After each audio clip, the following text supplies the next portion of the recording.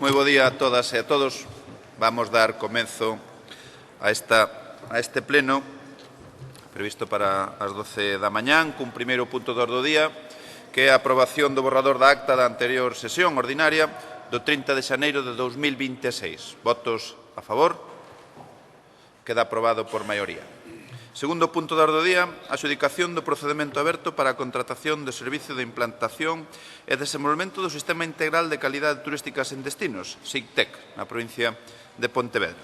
Procedemos, se non hai intervencións, votamos. Votos a favor? Abstencións?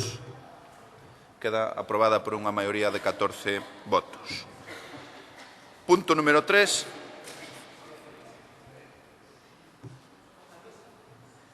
Vale, perdón, 13, por unha aprobación de 13 votos, perdón. Grazas. Aprobación, terceiro punto de orde do día, aprobación inicial do expediente de modificación do cadro de persoal e de relación de postos de traballo do ano 26. Non sei se hai intervencións, se non votamos.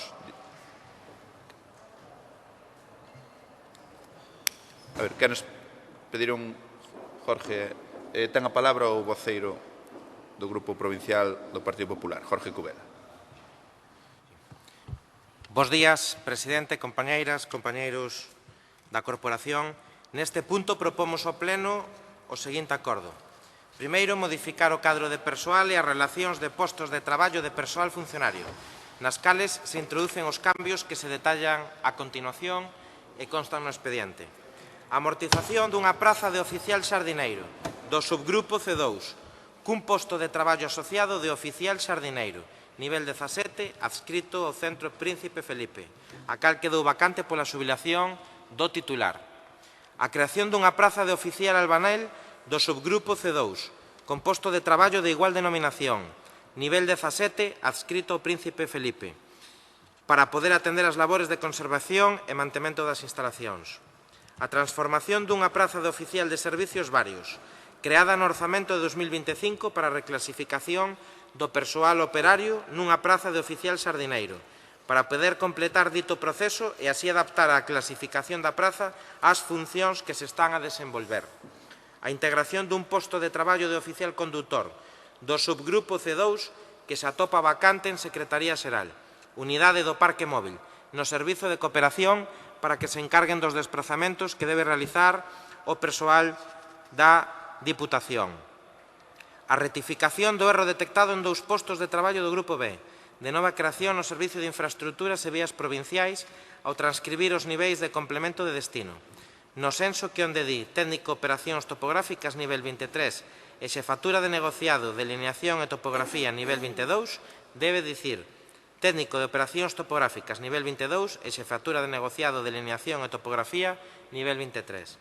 A transformación dunha praza de biólogo do subgrupo 1 nunha praza de técnico superior fitopatólogo coa finalidade de non limitar o acceso a esta titulación e permitir outras que correspondan a esta rama de actividade.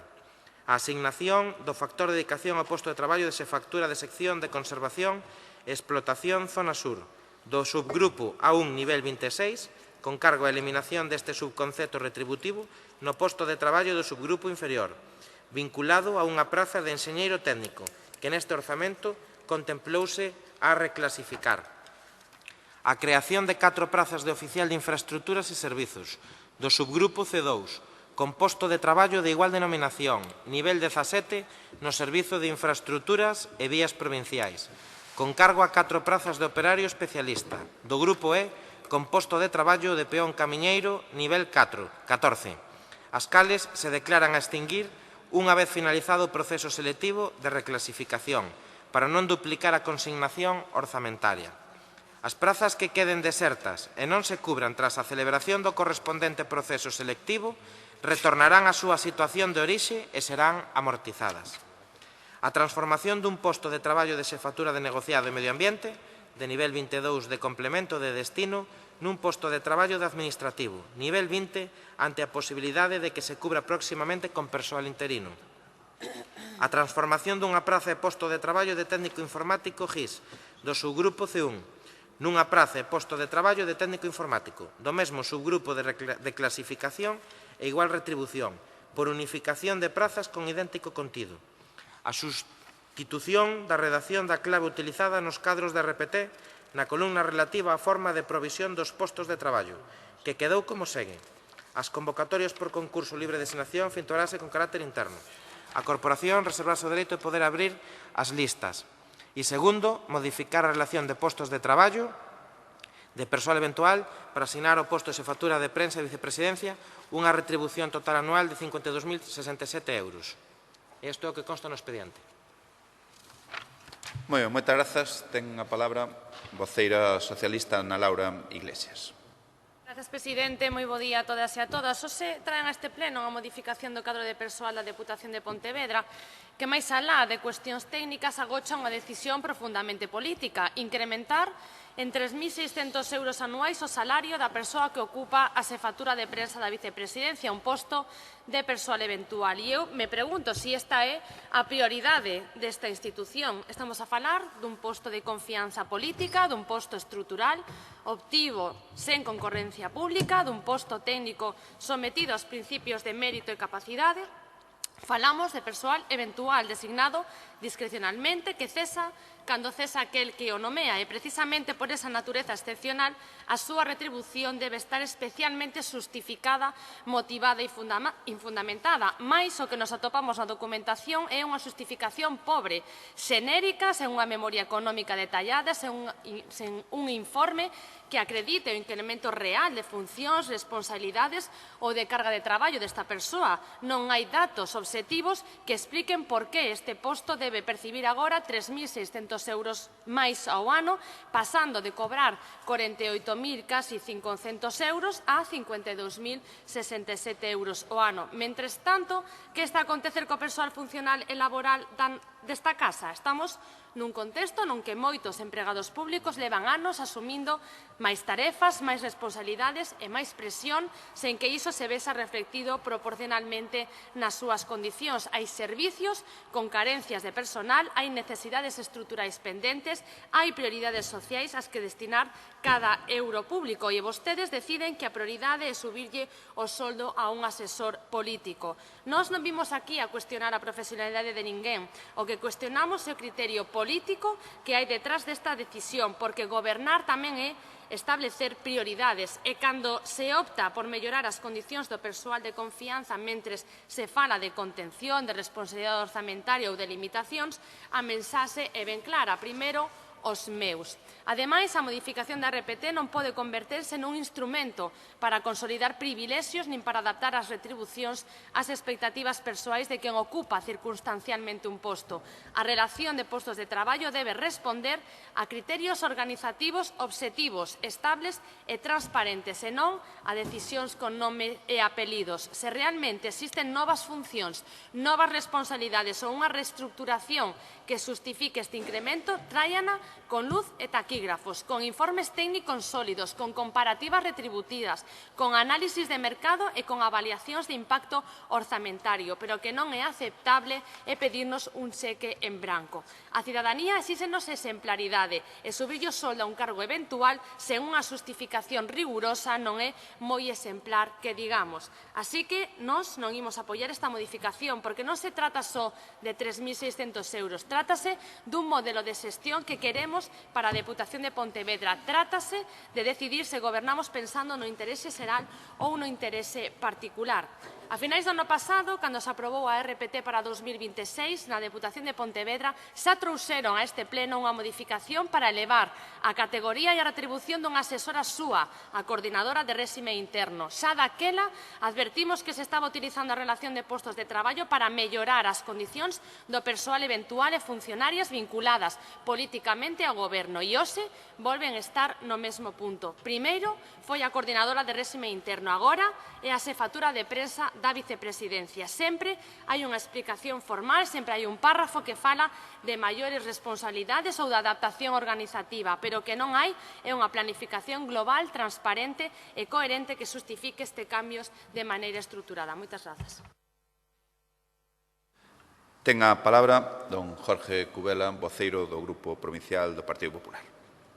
Sí, presidente, a verdade é que despois de ler 3 follas de cambios na RPT do cadro de persoal da Diputación de Pontevedra, o único que haxa que dicir é que se valora o tempo de dedicación, a disponibilidade plena moi por encima da xornada laboral, incluídos os fines de semana, e, polo tanto, a disponibilidade de servicio á Diputación e ao propio Gabinete de Deportes da Diputación, pois non me deixa nada máis que dicir que o debemos estar facendo moi ben na negociación colectiva cos sindicatos e na propia organización e decisión de como o Goberno se auto-organiza. Polo tanto, vostedes que foron pioneiros cando gobernaron en facer moitas cousas dentro do equipo de goberno bipartito que presidiu esta Santa Casa durante 8 anos, que se nos poida dicir en pouco máis, case de 3 anos, que contamos que unha das persoas con máis disponibilidade fora da súa xornada laboral, incluídos os fines de semana, que non poidamos valorar a capacidade de dedicación a todo o que se está facendo dende o Servicio de Deportes e Vicepresidencia Segunda, que é inasumible, inabarcable, pois para outro tipo de gabinetes noutras administracións, pois é de recoñecer que algo estamos facendo ben. Non son só as líneas de traballo e de disponibilidade de cercanía e proximidade aos distintos campeonatos e celebracións deportivas cos que conta ao apoio á Diputación no largo e ancho da provincia de Pontevedra, senón tamén as distintas líneas e os programas de subvencións pioneiros creados ex novos dende este goberno da Diputación co que se está apoiando ao tecido deportivo, aos propios concellos, con plans de infraestructuras de apoio á mellora das instalacións deportivas dos concellos. Isto é algo que fixo este goberno e, polo tanto, o que non vamos é a ter esclavos, porque non se esclaviza a ninguén. Se está recoñecendo con transparencia en pleno, vostede aquí o que nos está pedindo é que fagamos toda a necesidade do expediente que previamente se xustifica no mesmo e que hoxe ven a pleno, digo, e cito, con todos os informes favorables da asesoría xurídica da Diputación. Máis nada, presidente. Moitas grazas. Ten a palabra a voceira socialista, deputada Ana Laura Iglesias. Grazas, presidente. Mire, señor Cubera, nos non estamos a cuestionar a súa forma de organizarse. Organícense como vostedes queiran, igual que fixemos nós cando estuvemos gobernando esta Diputación, pero si, como di vostede, o traballo é inasumible e inabarcable, subirlle o soldo non vai solucionar ese problema. Se vostede mesmo di que ese traballo é inasumible e inabarcable, por cobrar 3.600 euros máis ao ano a esta persoa non se vai a solucionar ese problema. Vostedes queren pagarlle máis a un asesor que acaban de contratar e por eso utilizan a RPT para poder utilizar isto como un instrumento para pagarlle máis a un traballador eventual, que, como decía eu antes, o problema non é que esta subida concreta de 3.600 euros neste posto de xefatura de prensa a vicepresidencia, o problema é o patrón que estamos a ver con vostedes. Repítolle, a finales do ano pasado, na RPT, trouxeron a este pleno esta modificación da súa coordinadora de réxime interno para elevarlle a categoría e a retribución e para poder blindala así de cara a cando vostedes dentro dun ano deixen de gobernar e perdan a Deputación de Pontevedra e así esta funcionaria, cando tiene que volver ao seu posto, poida cobrar todavía máis do que cobraba. A RPT non pode converterse, como digo, nun trasamedida, non pode modificarse puntualmente cada vez que se considera oportuno mellorar as condicións dun posto de confianza, neste caso xa de 2, porque entón deixamos de falar de organización administrativa para falar de decisións discrecionais con impacto directo cos cartos públicos. Tampouco sei que lle parecerá ao resto de persoais eventuais que teñen vostedes nos seus gabinetes de presidencia, vicepresidente primeiro e vicepresidenta segundo, con que se lle suba os soldos a uns e aos outros non. Non sei se o millor é que non lle teñen na mesma estima a uns que aos outros. E mentres isto acontece, que mensalle se lle está dando vostedes ao resto do persoal? O persoal que accedeu cunha oposición, que leva anos consolidando carreiras profesionais, que agarda por procesos de promoción interna, por actualizacións retributivas xustas e equilibradas. Que prioridades se están marcando aquí polo parte do seu goberno? Non, esta non é unha cuestión illada, como decía, unha cuestión de coherencia e de modelo. Vostedes están perpetuando económicamente aquelas persoas que traballan no seu gabinete fronte ao traballo de outros funcionarios desta casa que si teñen máis que solventada a súa capacidade e o que o millor se merece moito máis un aumento retributivo de 3.600 euros. E por iso lle digo que reiteramos a nosa posición. Non vamos a apoiar nin podemos apoiar unha nova modificación da RPT que sigue nesta mesma liña ideolóxica. A administración pública, como digo, debe estar ao servicio do interese xeral e non da mellora progresiva das condicións laborais e, sobre todo, económicas do persoal eventual do Goberno do turno. Gracias. Moi ben, pecha o turno de intervención, deputado Jorge Cubela. Eu sempre respeto, creo que vostedes así o recoñecen, que nós respetamos o traballo de fiscalización da oposición e tamén as manifestacións lexítimas que queiran facer. Eu antes faláballe que de casi consumindo 5 minutos nunha modificación do cadro de persoal na RPT da Diputación, que foi moi valorada na mesa de negociación cos representantes sindicais e coas centrais sindicais, por certo, algo co que vostedes moitas veces non solían acostumalos nas mesas de negociación previas a moitas negociacións, incluso nas propias mesas, con alegacións case sempre ás modificacións, pois este Goberno consigue pactar.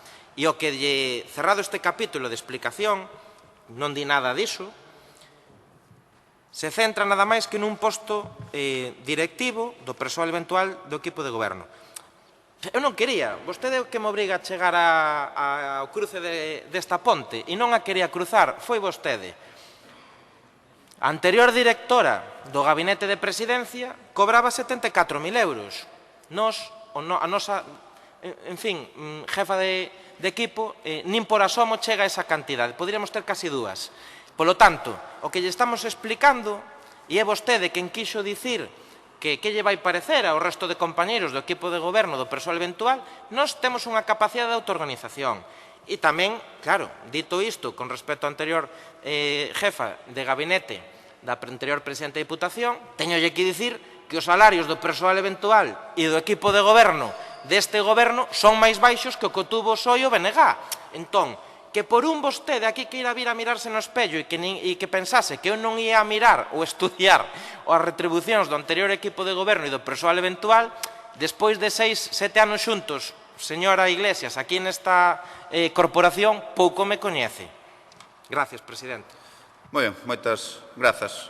Bueno, que ao mellor non por complementar quen era a persoa que cobraba 74.000 euros do personal eventual é a actual alcaldesa socialista de Silleda, Paula Fernández Pena. Por tanto, no tema de sueldos, pois admitir leccións as xustas. Que opinan o personal, o demais personal sobre as retribucións do da hora, gustaríame que fixeran unha sondaxe para ver o que opinaban sobre o de antes. O exemplo é, como aquí, a actual alcaldesa de Silleda estaba cobrando 74.000 euros. Lonxe dos 50.000 euros que falamos, ou bastante lonxe, senón case o doble do que cobra a actual xefa de gabinete. Por lo tanto, máis nada que engadir, procedemos á votación. Votos a favor da aprobación inicial do expediente de modificación do cadro de persoal e de relación de postos de traballo do ano 2026. Abstencións. Votos en contra. Queda aprobada por a maioría de votos do Grupo Provincial do Partido Popular e únicamente os votos en contra do Grupo Socialista. Punto número 4. Aprobación inicial do expediente de modificación de créditos número 1/2026. Ten a palabra deputado voceiro do Partido Popular, Jorge Cubela. Aquí tamén teremos que escoitalas, claro. Proponse ao Pleno a aprobación do expediente de modificación de crédito número 1/2026. Este expediente inclúe créditos extraordinarios por importe de 2.319.560 euros con 48 céntimos e outro de suplementos de créditos 1/26, que é o primeiro do ano, por importe de 11 millóns redondeando, que é unha cifra moi pequena, por encima dos 11 millóns. Este expediente está motivado pola necesidade de realizar gastos que non poden demorarse ata o exercicio seguinte por non existir consignación suficiente no estado de gastos do orzamento corrente e por ser o remanente líquido positivo, financiándose neste caso con remanente líquido de tesourería para gastos xerais. Propomos ao Pleno o seguinte acordo: aprobar o expediente de modificación de crédito número 1/2026 da Diputación. Este expediente inclúe créditos extraordinarios por importe de 2.319.560 euros e outro suplemento de créditos por importe de 11 millóns de euros. O detalle do expediente e o seu financiamento consta no expediente. Do importe total do 1,8 millóns de euros financianse con baixas por anulación e 509.560 euros restantes con remanente de tesourería. No apartado de suplementos de créditos, o total de 11 millóns de euros financianse con remanente de tesourería líquido. E traémoslo a aprobación para poder pasar todo o trámite administrativo e exercer os gastos que o equipo de goberno quere levar adiante no próximo trimestre. Moitas grazas. Ten a palabra voceiro do BNG, César Mosquera. Moitas grazas, señor presidente. Bo día a todas e a todos.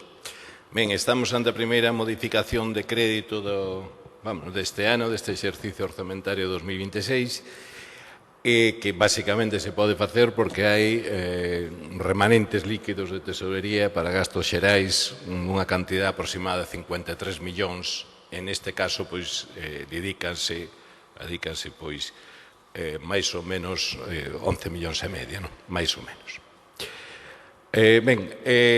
O detalle, pois, o señor portavoz que antes nos deleitou con toda esa modificación do cadro persoal, pois, non o dixo. Ben, para entendelo é bastante fácil. Hai unha serie de corrección de erros, hai un traslado de partida en deportes de 1.800.000 e deses 11 millóns e medio, pois 10 millóns e cuarto van para o museo, edificios do museo e demais. Ben, o sea que a inmensa maioría é iso, o resto son axustes de subvencións, algunha subvención nova e demais. Bueno, ante iso, obviamente, pois, dicir, bueno, que se van dedicar cartos ao museo, pois fantástico, non? Habría que dicir que, bueno, que moi ben. Claro, cal é o problema? O problema é que na liquidación, o peche do exercicio do 25, pois anuláronse aportacións ao museo, partidas que estaban para o museo por 17 millóns de euros. Partidas que todas elas veñen do ano 21, 22 e 23. Non sei se hai unha pequeniña do posterior, pero prácticamente todas veñen do ano 21, 22, 23. Bueno, había unha programación que se iba que se estaba executando e se foi metendo diñeiro para afrontar as obras dos edificios centrais e afrontar as obras de Santa Clara. Todo iso quedou parado, non se aplicou, non se gastou, perderon os 3 millóns de subvención do PIREP e, claro, xa despois pasados 5, 4, 6 anos, pois obviamente hai que anulalos, non? Hai que quitalos. Entón, por un lado, anulanse 17 millóns e, por outro lado, pois métense 10 millóns, 180 máis 70 por outra cousa. Ben, é necesario metelo? Por desgracia, non. Por desgracia, non, porque en estes momentos non hai ningunha previsión de gasto, non hai ningunha previsión, incluso, en todo caso, ainda quedan en vigor 2 millóns e pico, co cual non hai ningunha previsión de gasto que sexa necesario. O sea, realmente o que estamos é ante unha situación de unha parálise absoluta na xestión e, bueno, pois, facendo unha tarde mal e arrastro, facendo un axuste contábel para dicir, bueno, que o museo sigue levando cartas, pero, bueno, que máis dá que os teño ou non se non hai ningunha previsión de gastalo, de poder gastalo, de poder contratar as obras e poder axudicalo. Básicamente, esta é a modificación. Francamente, non entendemos a urxencia de traelo, pero, bueno, desde logo, pola nosa parte non vai quedar. O sea, está claro, isto é unha demostración clarísima, é a constatación en términos orzamentarios, en términos contábeis orzamentarios, bueno, pois dunha parálisis absoluta na xestión e, polo tanto, pois, bueno, pois os cartos que había, pois hai que anulalos porque pasaron demasiado tempo sin aplicalos e reaplicamos ou volvemos a meter, pois, menos, pois xa digo que incluso podes entender que sobran. Ben, na seguinte intervención aclararei algo máis, pero creo que non foi porque non se avisara, non foi porque non se ofrecera toda a colaboración para que a xestión desto fora moito máis áxil, pero a realidade é que a previsión que había e os pasos que dar non se está dando ningún, senón máis ben todo o contrario, parece que andando cara atrás. É unha pena, pero é o que está reflectindo esta modificación. Bueno, moitas grazas. Ten a palabra a voceira a deputada socialista Ana Laura Iglesias. Grazas, presidente. Pois sí, señor Cubela, así como vostede empezaba dicindo que aquí tamén nos van a ter que escoitar, efectivamente, aquí tamén nos van a ter que escoitar, porque sabe por qué? Porque, ainda que non lles guste, isto chamase democracia, e en democracia os gobernos teñen que escoitar o que a oposición ten que decir nos plenos, neste caso provincias, así que sí, ten que vostede escoitarme, ainda que non lle guste, que lle recorde que a súa coordinadora de réximen interno cobra cerca dos 70.000 euros, a que querían falar tanto de salarios, ou co seu director da área de coordinador intermunicipal, o exalcalde de Redondela, que perdeu as eleccións contra a viceportavoz do Partido Socialista, a señora Digna Rivas, cobra cerca dos 63.000 euros, ou o seu asesor de Pazos, que tampouco sabemos moi ben o que fan, porque aquí non o vimos tampouco nunca pasar por aquí. Entonces, bueno, sí, nos van a ter que escoitar, e en canto á modificación orzamentaria, tamén nos van a ter que escoitar, decirlles que esta modificación orzamentaria, máis que responder a necesidades sobrevidas ou imprevistos reais, evidencia algo moito máis preocupante, a falta absoluta de planificación deste goberno provincial. Estamos no mes de febreiro, hai apenas un mes aprobaron os orzamentos da Deputación de Pontevedra para o ano 2026 e un mes.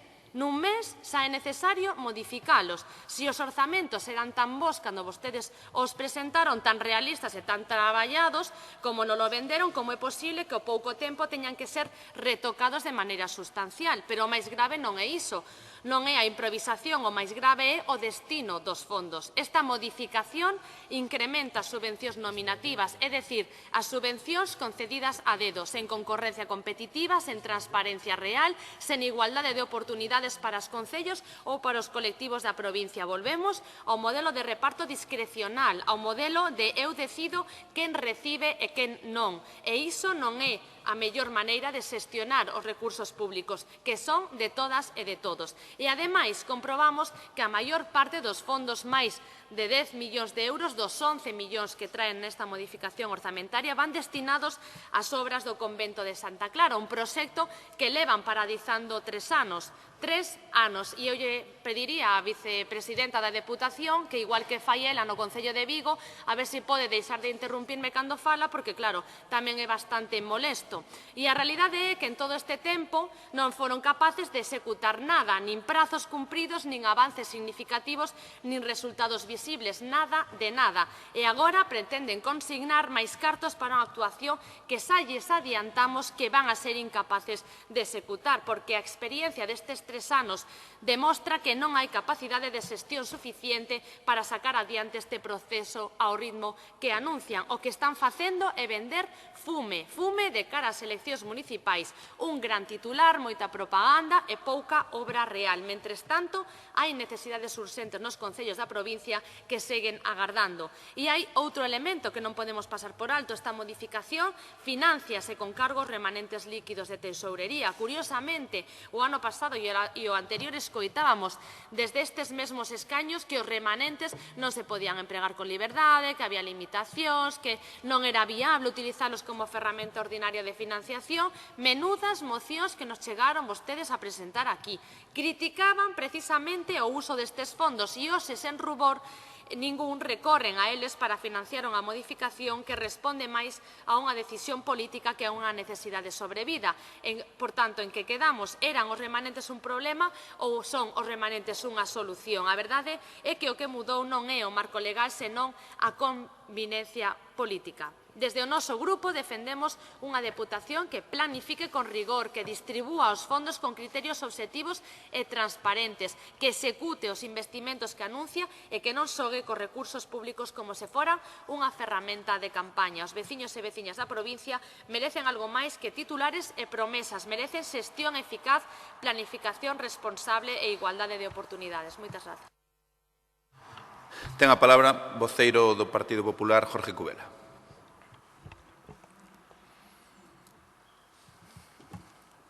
Menos mal que dixen que respetábamos o traballo de fiscalización da oposición e vostedes a delledo a volta dicindo que non nos gusta que vostedes falen.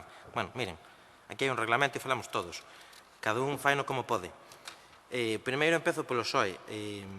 Din isto moitas veces en moitos sitios, porque me recorda a oposición do meu concello cando facemos incorporacións de crédito con modificacións de crédito, de que non temos previsión, de que hai falta de organización, como se o remanente non se pudera aplicar ao orzamento cando está disponible para financiar gastos. Miren, dicilo así é descoñecer bastante o funcionamento dunha administración local, o que é o remanente líquido, o que é unha liquidación orzamentaria e, polo tanto, pois, incluso o que temos que dicir que despois de amortizar un préstamo que o anterior goberno pedira para financiar o RAPCON, que foi saldado e liquidado por este goberno, seguimos tendo remanente líquido de tesourería para seguir acrecentando o orzamento de ingresos e de gastos da Diputación, que teñolle que recordar que aprobamos no último exercicio para 2026 o máis alto da súa historia, 240 millóns de euros, e que hoxe vimos aquí cunha importante modificación de crédito, pois no primeiro mes que se podía, porque tampouco nos deu tempo a organizalo para o mes de xaneiro. Si non, ya seguro que no mes de xaneiro teríamos a primeira modificación de crédito para incorporar partidas necesarias e suficientes para todas as iniciativas que o equipo de goberno quere trasladar á provincia, aos concellos, aos colectivos e, en definitiva, para mellorar a situación que queremos exercer como equipo de goberno. Polo tanto, eu non sei se é que en Vigo non son capaces de axustar e non son capaces de usar o remanente, porque entón tamén a oposición de Vigo lles podería dicir e calcar o que vostedes din aquí. Falta de planificación, que acaban de aprobar o orzamento fai 2 meses e xa están traendo unha modificación de crédito. Miren, o remanente líquido de tesourería, oxalá o poderamos gastar ao 100%, que é o que necesitan os concellos da provincia, a ver se o Partido Socialista en Madrid se fai eco das demandas das federacións de municipios, das alcaldesas e dos alcaldes, que de seguro que os do seu partido tamén o iban a reclamar, e poden, pois, en definitiva, levar adiante todo o que se necesita dende a administración local. E tamén tiran a pedra e esconden a man, como fan sempre que traemos a modificación do cuadro de subvencións nominativas para axudar ao tecido asociativo da provincia de Pontevedra. Home, pois non sei con que nominativa non están de acordo. Con apoiar a Sociedade Musical de Moimenta en Lalín non están de acordo. Unha subvención para unha asociación do rural. Non están de acordo en apoiar a un intercambio que vai a promocionar a provincia de Pontevedra, que vai a asumir unha asociación cultural de Forcarei, ou a representación que van a facer grupos de Caldas e de Rosal ao estranxeiro para representar a provincia de Pontevedra, ou a Belle Époque en Cuntis, por certo, un concello gobernado polo PSOE. Polo tanto, digan con que subvención nominativa non están de acordo e intentamos explicarlle ás asociacións que, como non se pudo aprobar por unanimidade, igual temos que retirala. Rematou o seu turno. Gracias. Ten a palabra don César Mosquera, do Bloque Nacionalista Galego. Grazas, señor presidente. Entendo que o portavoz do PP non entrara a aclarar o gordo da modificación, que repito, a modificación realmente quitando ese cambio 1.800 euros en deportes é basicamente máis do 90% para o museo. Entendo que ten só dos motivos posíveis, non? O primeiro, que o señor portavoz do PP, igual que a señora vicepresidente, igual que o presidente, xa teñen metido a pata estrepitosamente intentando defender ou falar cousas que realmente non eran correctas e, polo tanto, pois igual escapa de facelo, como cando nos anunciou aquí no ano 23 que a dirección do museo íbase facer por un concurso profesional nese mismo ano. Fíxose un pouquiño despois, bastante despois, verdad? Entón, entendo, ou se a outra cuestión é a técnica que parece que colleron, que canto nós non temos dereito de réplica, nin se nos dá, pois entonces contestar con calquer barbaridade, intentando sacar calquer titular por aí que non veña a conto do que se está a tratar, non? Repito, basicamente, esta modificación de crédito é que se perderon 17 millóns de euros que estaba previsto que se gastaran 23, 24, 25, incorporado ao orzamento no 21, 22, 23, é que, por prazos e demais, pola desidia de non facer nada, tanto para os edificios centrais como para Santa Clara, pois resulta que se perderon, había que darlos de baixa, xa había que darlos de baixa o ano pasado, pero bueno, agora, deses 17 millóns, pois métense 10 que, ao fin e ao cabo, tampouco tiña ningunha urxencia, porque non hai nada previsto, ningunha xestión previsto, que necesite que se poidan gastar neste exercicio, nin tan siquiera comprometer, esa cantidade. Esa é a realidade. A realidade nos papéis, na modificación de crédito, pois dunha situación que, repito, pois é preocupante, que demais. Hai algo que quero deixar claro. Pola tramitación e polo que está facendo, se non supera de boa tinta, e así o creo, as declaracións de que din que realmente queren sacar eso adiante, todo o comportamento sería o típico mareo para non facer nada. Sei que non é así, pero é o típico mareo para non facer nada. Se facer un recado cando se pasa o outro, non axustar o outro, non facer un cronograma, non mover os papéis, pero é o típico, non? É que estamos afeitos todas as administracións. Mira que despois vamos a falar, por exemplo, do Ministerio de Fomento, por poñer un exemplo, non? O Paseo Marín, anda que non, vamos a facer outro estudo, non, vamos a quedar para atrás, xa sabemos, non hai gana de facer nada, non? Vale, pois basicamente o comportamento é ese. Ora, eu sei que non é, co cual a conclusión non sei se é peor ou mellor. De todas maneiras, non nos acusen de que vamos a opoñer os demais, sabendo que non se vai usar, sabendo que non é necesario, vamos a absternos para que salga para diante. Sin abstención xa igual,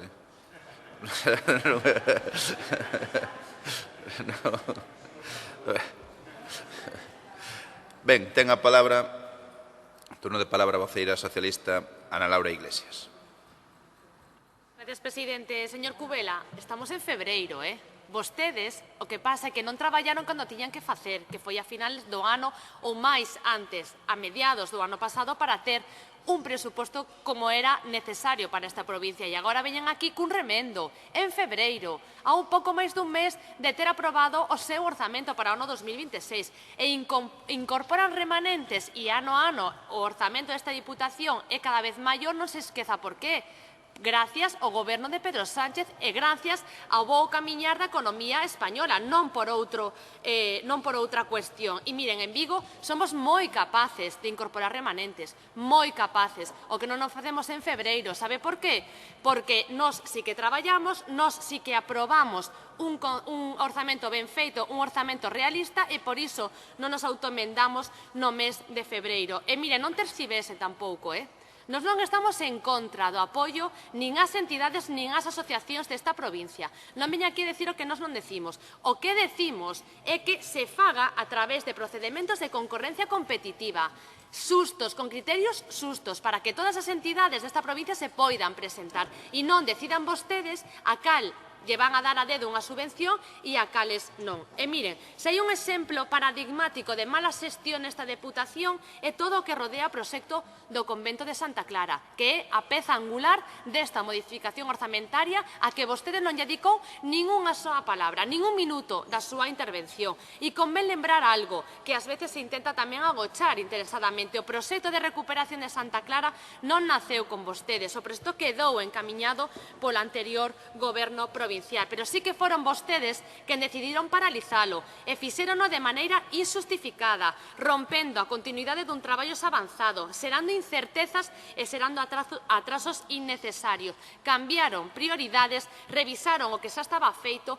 demoraron decisións e o resultado está á vista. 3 anos despois, prácticamente nada executado. Pero a súa mala xestión non só tivo consecuencias en termos de tempo perdido, tivo tamén un custo económico moi concreto para esta provincia. Perdéronse 3 millóns de euros de fondos europeos destinados á rehabilitación dos edificios do museo. 3 millóns de euros que poderían estar investidos en patrimonio, en cultura e en dinamización económica.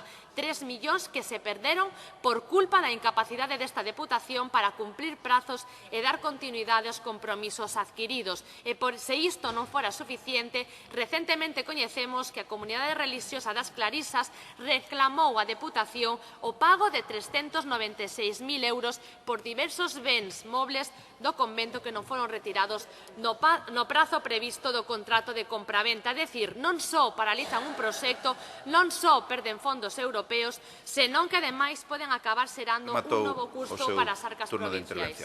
Moitas grazas. Procedemos á votación deste cuarto punto de orde do día, que é a aprobación inicial do expediente de modificación de crédito número 1/2026. Votos a favor? Abstencións? Queda aprobado por a maioría de 14 votos do Grupo Provincial do Partido Popular. Quinto punto de orde do día, prórroga do segundo Plan Extraordinario de Infraestructuras Deportivas. Se non hai intervención, procedemos á votación. Votos a favor? Abstencións? Queda aprobada por unha maioría de 18 votos. Sexto punto de orde do día. El BNG que votou? O BNG votou a favor. A favor tamén. E o PSOE abstención.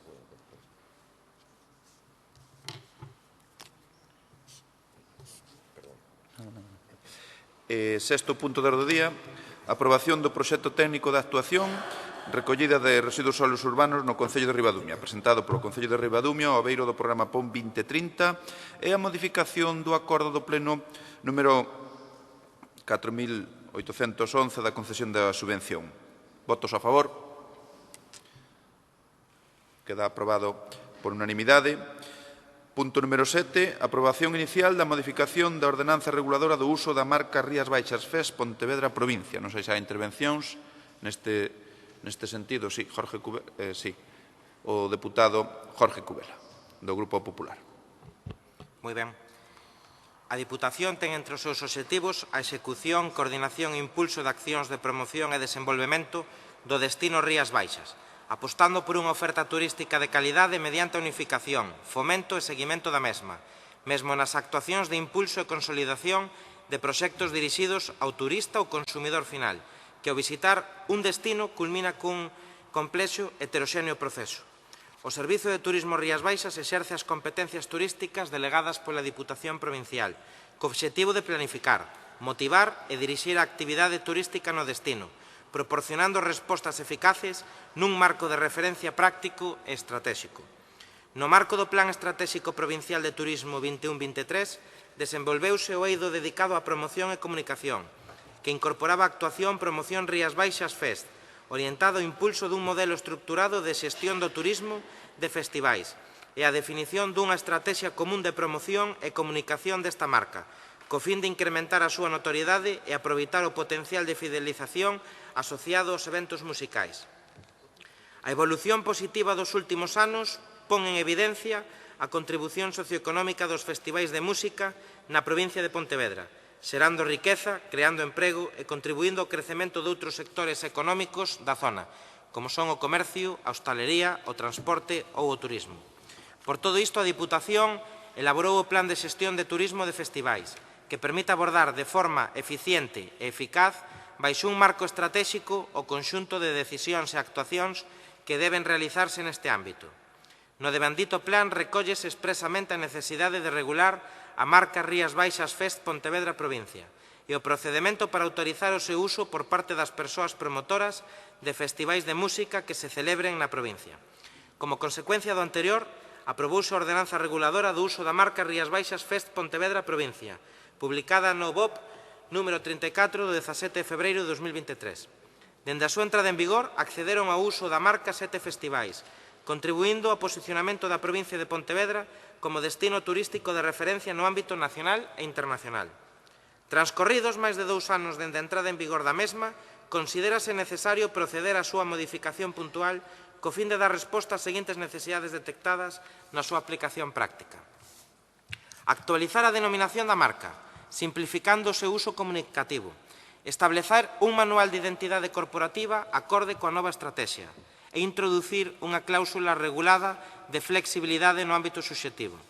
Estas modificacións inscríbense no marco do Plan Estratégico de Turismo Rías Baixas 2024-2030, no que o produto de festivais se identifica como estratégico e consolidado, incluindo no eixo dedicado á promoción e comunicación a actuación e establecemento da estrategia Rías Baixas Fest, orientada á consolidación e expansión dos festivais máis relevantes da provincia. A Diputación de Pontevedra é titular da marca Rías Baixas Fest e ostenta o dereito exclusivo a utilizala no tráfico económico durante 10 anos, dende a data de concesión, puidendo renovarse indefinidamente por períodos ulteriores de 10 anos. Co fin de que a marca poida ser utilizada en réxime de igualdade, publicidade e non discriminación por parte da cidadanía, resulta necesaria a regulación das súas condicións de uso e o réxime de autorización. A ordenanza é unha norma necesaria e adecuada para regular o réxime de autorización do uso da marca Rías Baixas Fest e contén a regulación imprescindible para atender ás necesidades a cubrir no mesmo momento. En cumprimento do principio de transparencia, iniciouse un procedimento de consulta pública a través do portal web da Deputación de Pontevedra. Durante este período de consulta non se recibiron propostas nin suxestións e a norma, unha vez aprobada, publicarase no apartado de transparencia da páxina web da institución provincial. Gracias, presidente. Moitas grazas. Ten a palabra Ana Laura Iglesias, do Grupo Socialista.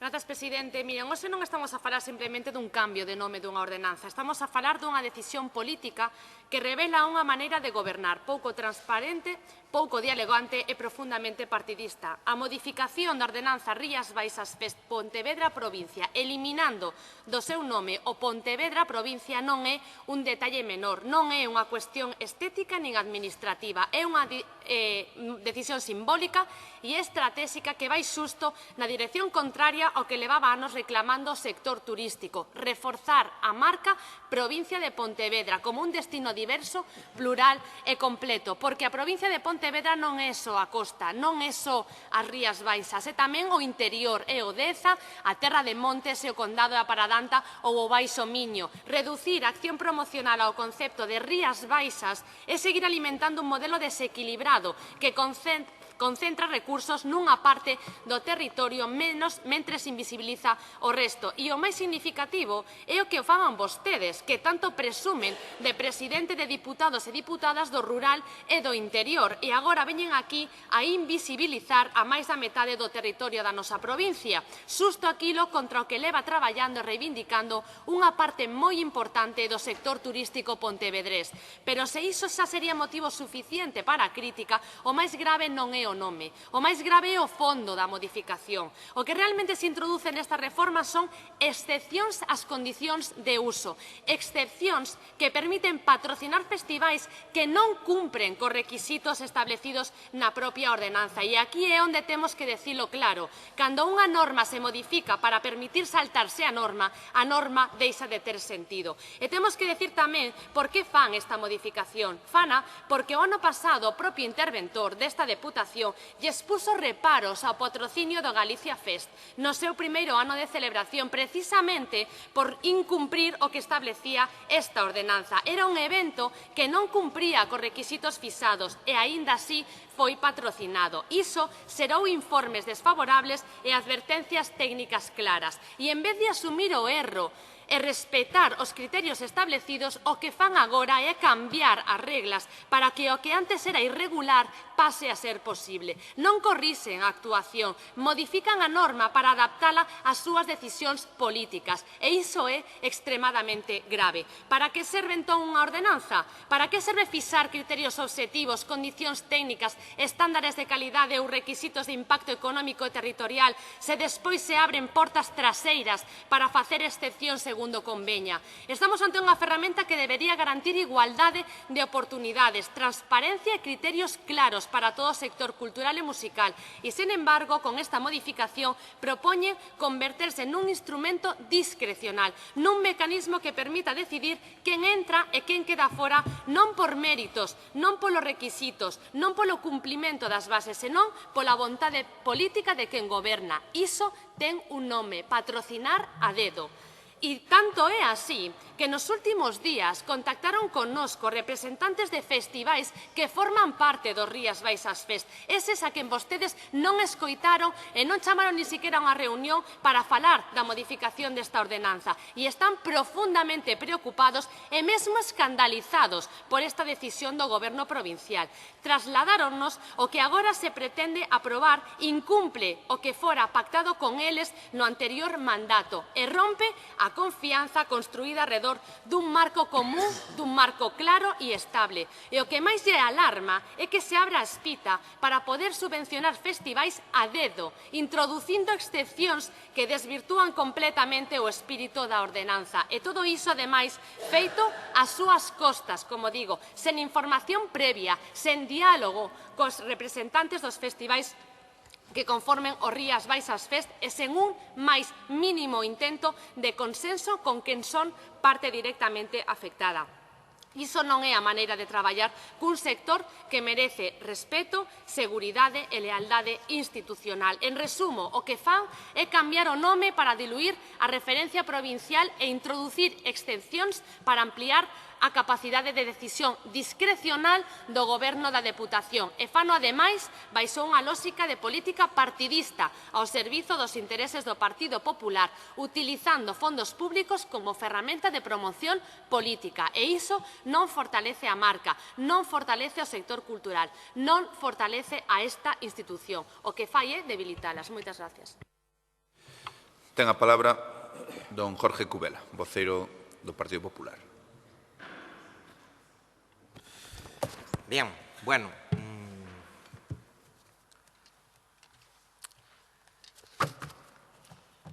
Vexo que aquí todo o problema é un festival chamado Galicia Fest que patrocina a Xunta de Galicia e que patrocinou a Diputación o ano pasado.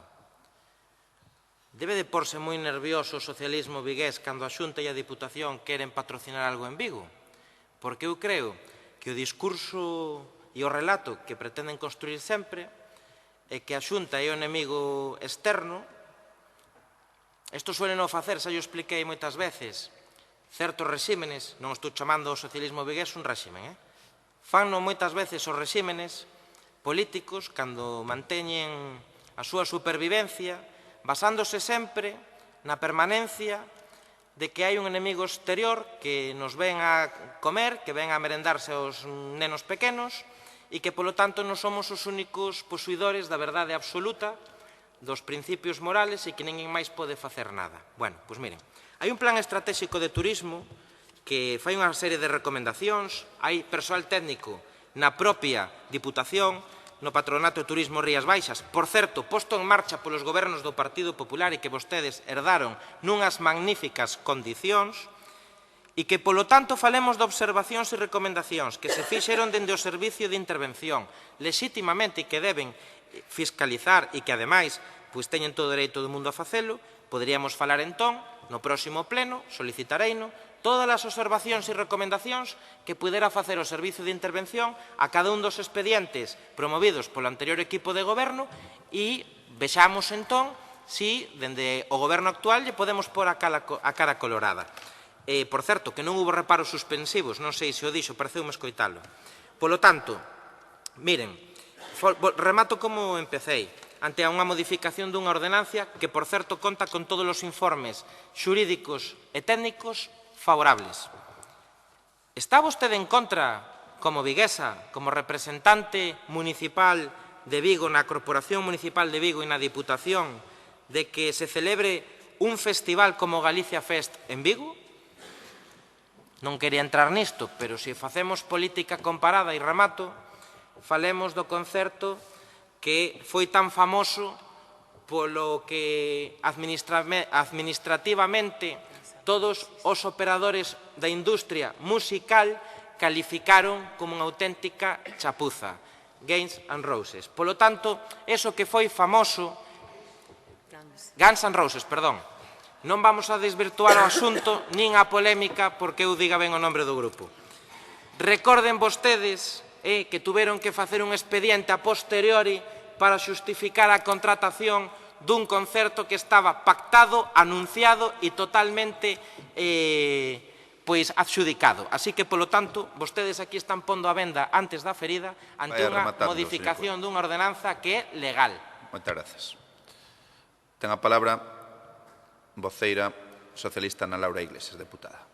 Gracias, presidente. A verdad, señor Cubelo, pensei que se estaba retratando a sí mismo cando estaba falando de a súa obsesión e de obsesiones enfermizas como a que teñen vostedes co goberno de Pedro Sánchez. Entendo que estaba falando de vostedes e dos seus compañeros e compañeras. Miren, as observacións da intervención e dos técnicos desta casa, de calquera administración pública, facen precisamente para que se cumpra a normativa, para que se cumpran as normas, neste caso para que se cumprira a ordenanza de festivais, non para cambiar as normas, para que vostedes poidan facer patrocinios a dedo, que é o que están facendo vostedes aquí. É que as cosas son moi distintas. O que non se pode é cambiar agora unha normativa para que eu poda decidir políticamente a quen a mí me interese darlle unha subvención. Por que o Galicia Fest sí e outros non? É que non o entendo. Por certo, falaba vostede de un concerto que tuvo lugar en Vigo. Miren, a súa vicepresidenta segunda, que está sentada aí a súa dereita, vende anunciar a bombo e platillo a programación dun festival que nin sequera conta con inicio de expediente. Nin sequera consta cun inicio de expediente. E non mo estou inventando eu, é que pedín acceso a ese expediente e literalmente dixéronme que non constaba inicio de expediente. Poden poñer vostedes todas as excusas que se lles ocurra, pero o certo é que esta reforma chega despois dos reparos do interventor ao patrocinio do Galicia Fest no seu primeiro ano. Iso non é unha coincidencia, é o contexto real desta modificación. E lle volvo a repetir, con esta voceira puxéronse en contacto algúns dos representantes de festivais que utilizan a marca Rías Baixas Fest, algúns dos representantes de festivais e promotores cos que nós, o anterior goberno, tuvemos un proceso de comunicación e de xestión para poder sacar esta ordenanza con consenso, para que todas e todas estuveran de acordo coa mesma. Algo que non fixeron vostedes. Por que non lle chamaron as promotoras e os promotores desta provincia para decirlle que iban a facer esta modificación? Que con esta modificación iban a abrir a esquita para que a dedo vostedes decidiran que patrocinios iban a levar a cabo nesta provincia e cales non. Saben por que non nos chamaron? Nin a uns nin aos outros. Porque se van a decir que nin de broma. Que si era isto unha tomadura de pelo. Porque a ordenanza estaba acordada. E porque a ordenanza era clara. E porque todas e todos estaban de acordo con esa ordenanza. E o que pretenden facer vostedes é de tapadillo poder facer patrocinios pola porta de atrás. Esa é a realidade do que traen aquí nesta modificación desta ordenanza que non queren decir. E, por certo, todo o sector cultural dos festivais está en contra da modificación desta ordenanza. Todos, absolutamente todos, están en contra. Non llo dirán por unhas ou por outras razóns, pero a mí sí que mo dixeron e están escandalizados de que se permita modificar unha ordenanza para facer patrocinios a dedo. O seu turno de intervención e ten o peche don Jorge Cubela, voceiro do Grupo Popular. Mire, dixo varias veces que nós non falamos co sector. Falamos co sector sempre, incluso para comunicarlles que se incrementan as dotacións de créditos desde a chegada de Luís López ao goberno e á presidencia da Diputación con respecto ao que vostedes gastaban para a celebración desta marca que agrupa a esos festivais. Vou dicir unha cousa, porque falábamos do Galicia Fest, vostede o está personificando, xa veremos que lle parece o debate que vostede está conducindo neste punto ao pleno da corporación, aos organizadores e promotores, unha empresa privada que está promovendo un festival na cidade de Vigo, que opina? Miren, voulle preguntar, se aparecera un festival de grande renombre, importantísimo, con música de grupos internacionais, vostede que faría gobernando a Diputación? Prescindiría de buscar a mellor solucións para que un festival... Isto é da miña colleita. Vostede trataría de non tratar de apoiar ou de buscar apoio á organización dun grande festival en Vigo? Vamos ir ao grano da cuestión e a conclusión. O problema é que para vostedes, que tratan de ter unha estrategia de legitimación no socialismo vigués, construindo un enemigo externo a todo o que teña que ver coa Xunta de Galicia e a Diputación de Pontevedra do Partido Popular, se ven nun problema. Demóstrase que unha vez máis todo o que se promova por parte de administracións que goberna o Partido Popular a vostedes non lles gusta, porque vostedes creen que electoralmente non lles convén. Entón eu, que son un observador externo, porque son de Cerdedo Cotobade, así yo digo. Miren, vostedes queren desplazar a atención de moitas cousas que adoitan pasar en Vigo, e despois facemos os monólogos diarios nas roldas de prensas falando de todo o demais, do señor Rueda, do señor Lugués, etc. Que pasa? Que claro, vostedes o que non lles gusta é que tamén haxa unha vicepresidenta da Diputación que é de Vigo, que está facendo xestión a favor de Vigo e a favor de eventos e de promocionar a cultura en Vigo. Vale, señora Laura? Esa é a diferencia. E nós falamos co sector cada unha das veces que lles comunicamos que o goberno do Partido Popular pon máis cartos que o que había antes con vostedes. Matou o seu tempo de intervención. Grazas. Procedemos á votación deste sétimo punto do día, que é a aprobación inicial da modificación da ordenanza reguladora do uso da marca Rías Baixas FES, Pontevedra Provincia. Votos a favor? Abstencións? Votos en contra? Queda aprobada por a maioría dos 14 votos do Grupo do Partido Popular e o voto únicamente en contra do Grupo Socialista. Agora, hai 3 puntos que teñen similitude no contido, que é unha aceptación de axuda. Se lles parece, pois procedemos á votación directamente. Punto número 8 é a aceptación da axuda concedida ao proxecto Ecofront Miño de espazos conservados na fronte de cooperación transfronteiriza e sustentabilidade ambiental do río Miño, aprobado na sexta convocatoria do Programa de Cooperación Interreg do POPTEP 21-27, cofinanciado por fondos FEDER. Votos a favor? Queda aprobado por maioría. Punto número 9, aceptación da axuda concedida ao proxecto Smart Building aprobado na sexta convocatoria do Programa de Cooperación Interreg, cofinanciado por fondos FEDER. Votos a favor? Queda aprobado por unanimidade. Punto número 10, aceptación da axuda concedida ao proxecto Activa Rural Transfronteirizo, aprobado na sétima convocatoria do Programa de Cooperación Interreg, cofinanciado con fondos FEDER. Votos a favor? Queda aprobado por unanimidade. Pasamos ao punto número 11. Aprobación definitiva do proxecto construtivo Mellora da Seguranza Viaria e Senda Peonil NP 0601 Porto Santo Campelo PO 308, dende o PK 2.410 ata o PK 3.510, Concello de Poio. Declaración de utilidade pública da obra e ratificación da declaración de urxente ocupación. Resolución de alegacións. Se non hai intervencións, procedemos á votación. Votos a favor? Queda aprobado por unanimidade. Punto número 11.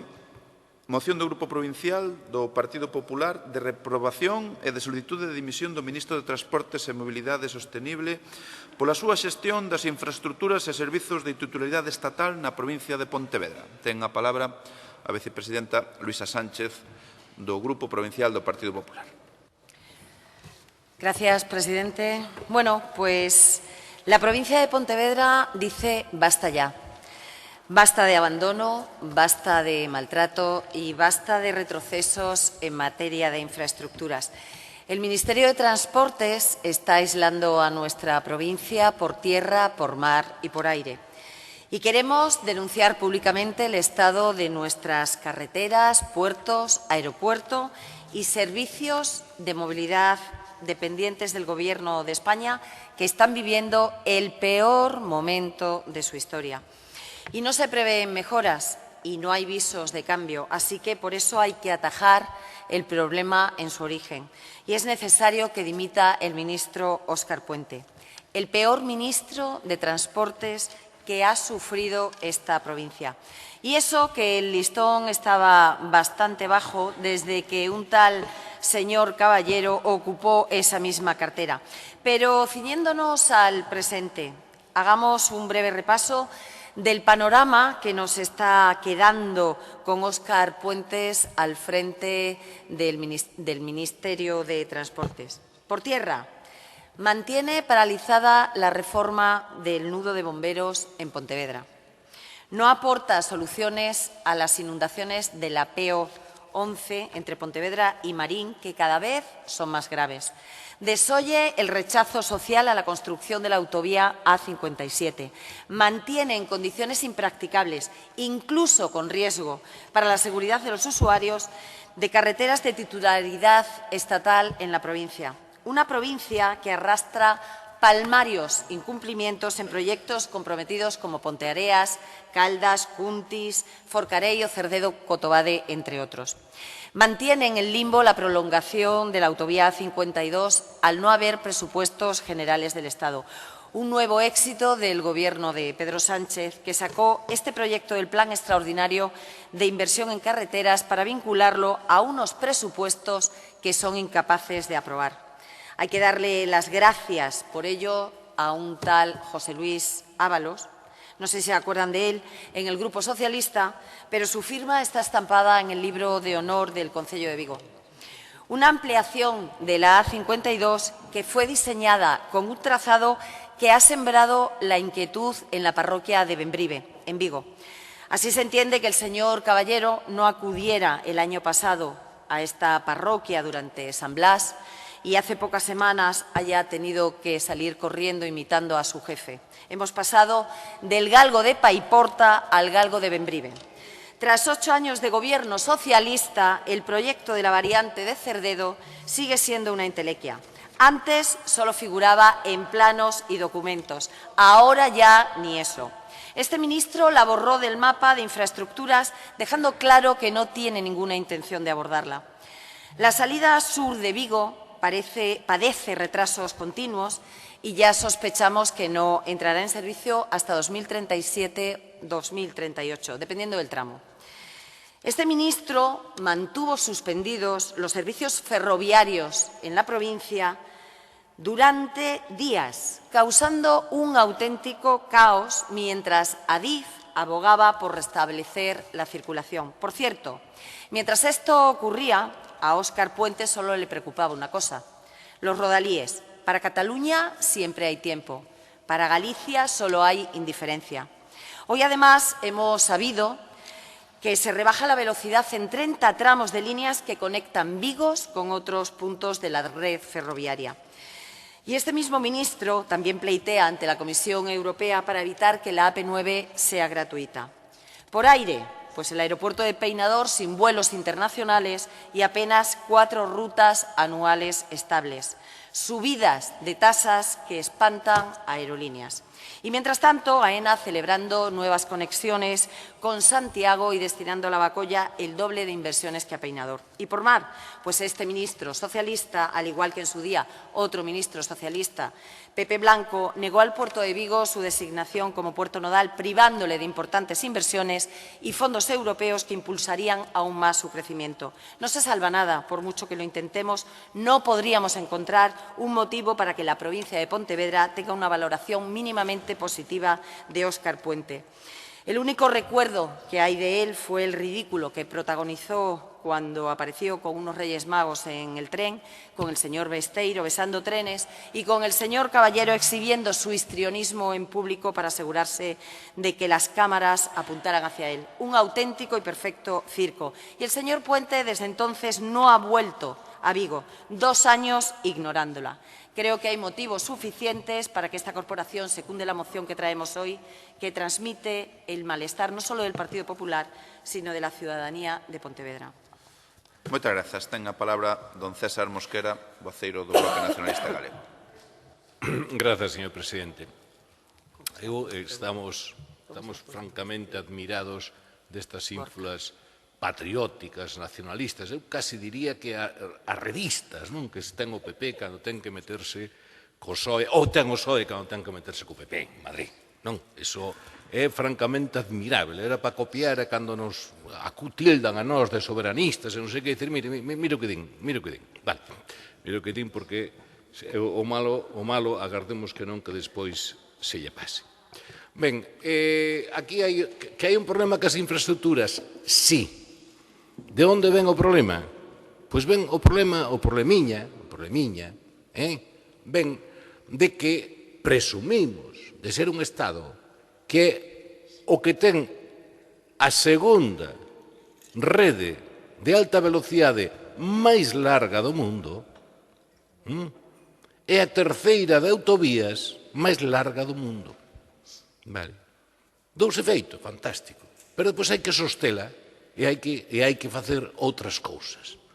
Claro, pero aí nunca se escoitou esa reflexión. Pasáronlle por riba todo o mundo que di, bueno, mire, igual é máis importante soster ben as cousas que facer, veña, dalle, debate, que hai que facer un tren rápido a todas as vilas e cidades e unha autovía a todas as aldeas.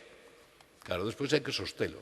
Claro, e sostelo, pois, tamén leva os seus cartos e despois tamén temos, pois, que desde o ano 11, me parece, hasta o ano 17, o gasto en sostenimento foi absolutamente mínimo, porque había que recortar de un lado e recortouse de aí. Entón, ahora veños aquí con ensalada, verdad, misturando todo. A 57 foi diseñada por Ana Pastor, foi diseñada na época de Ana Pastor, vale? Entón, ahora a culpa é desto, non? O nó de bombeiros foi diseñado na época de Ana Pastor, vale? Non foi ela, evidentemente. Pero foi na época. Agora resulta que este ministro é unha catástrofe, que igual o é, non o sei. Pero, e tal. A mí recorda moito cando houbera unha ministra que se chama Magdalena Álvarez, que de repente foi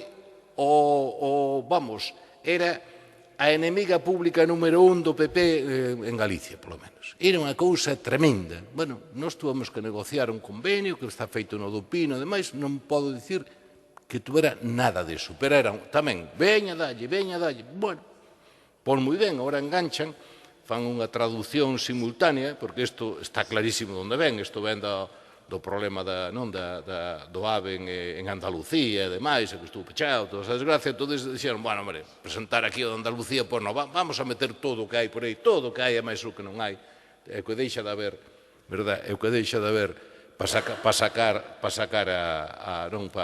que haxa a moción, que xa non é a primeira que nos trae. Eu acórdome de un señor, enxeñeiro de camiños, verdad, que cando se falaba do AVE, ainda non estaba feito o eixo atlántico, e decía, mira, de todos os aves que se fixeron, só un daquela, estamos falando do ano 2008, 2009,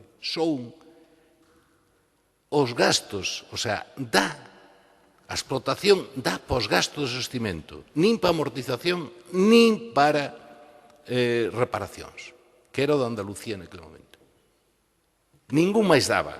É dicir, non sabemos onde vamos parar con isto, porque isto despois é que non dá para tal. Bueno, habrá que priorizar, habrá que tal. Bueno, pois temos creo que somos o Estado do mundo que ten máis kilómetros por millón de habitante. Creo que somos o primeiro en autovías tamén. Bueno, está ben que haxa autovías, pero que eso, eu nunca vin ningún discurso tal, e despois pasa o que pasa. Non se dá sostido, non se dá tido nas millores condicións. Este debate de fondo ninguén o quere afrontar, senón todo o contrario. Veña, faime máis, non, faime máis, aquí non fixo, veña, outro máis, e ao final pois pasan estas cousas e estamos moi entretidos, reprobando, pedindo a dimisión, bueno, só pedindo un ministro neste caso, non sei, non meteron máis no lote. poderon meter algún máis, home. Total, polo mesmo precio, bueno, logo, foi unha pena que non meteran. Grazas. Ten a palabra Ana Laura Iglesias, do Grupo Socialista. Grazas, presidente. Bueno, é aquí a obsesión da que falaba o señor Cubela. Bueno, vamos tomar a primeiro a broma porque a verdade é que o que se merece esta moción que vostedes presentan aquí. Miren, o Apocalipsis é o último libro da Biblia. A autoría deste libro está todavía en disputa académica, pero o mundo erudito ten moi claro que o libro correspóndese cun contexto histórico no que as primeiras comunidades cristianas se rebelaban contra a cultura imperial romana. De aí que os mitos e as construccións extravagantes representadas cuns xinetes que ían arrasalo con todo. Miren, o libro do Apocalipsis é atribuído a un autor que se identifica como Juan, pero que non foi precisado. E esta moción é atribuída a un tal Jorge que nos pinta catástrofes por terra, mar e aire, literalmente ata o punto de que ao lela quedan dúbidas de si quedan habitantes na provincia de Pontevedra cusas vidas non estean literalmente destrozadas polo malvadísimo Óscar Puentes cabalgando simultaneamente nos 4 cabalos do Apocalipsis. E así chegamos ao momento culminante desta moción apocalíptica que propón ao Pleno da Deputación a reprobación e tamén a dimisión de Óscar Puente, o mesmo pleno que salvou a España de romperse en pedazos por culpa de Pedro Sánchez e aclamou a súa adhesión á Constitución española, por certo, a mesma que vostedes non votaron a favor cando houbo que votara, pero sí que a votou a favor o Partido Socialista. Miren, a vostedes de verdade que hai que aceptalos como son. A falta de mocións sobre a provincia de Pontevedra, seguimos con este tren de borrascas en forma de mocións, porque non hai mes no que non nos pinten as nubes, os raios e os tronos dunha catástrofe que asola a provincia de Pontevedra. Pero desta vez superáronse, porque se a xente aínda non se decatou, estamos incomunicados nesta provincia por carretera, por tren, por aeroporto e ata polo porto de Vigo. Todo está colapsado. Miren si estamos fatal, que o aeroporto de Vigo acaba de ser galardonado co premio a mellor aeroporto europeo, un recoñecemento que concede o Consello Internacional de Aeroportos e que premia a calidade no servicio. O plan para lograr esta distinción comezou no ano 2019 e incluiu melloras nos parques infantís, nos filtros de seguridade. Mira como lles fastidia estes galardóns o aeroporto de Vigo que están aí raca, nos filtros de seguridade, no aparcadouro ou na instalación dun punto lila na terminal. Pero está fatal, peinador, madre mía, dá pena velos. Ou mesmo este recente anuncio do ministro Puentes, onde anuncia máis de 705 millóns de euros en inversións nos portos do Estado en Galicia para os vindeiros 5 anos. Nunca tantos investiron nos portos galegos. Outra, Transportes avanza na mellora de 7 túneles da AP9 cunha inversión de 32,2 millóns de euros, 2 destes túneles na provincia de Pontevedra. Pero hai máis. O Ministerio de Transportes adxudica por 19,1 millóns de euros o contrato de conservación de 169 kilómetros de estradas en Pontevedra. Saben o que non fixo nunca o señor Óscar Puente?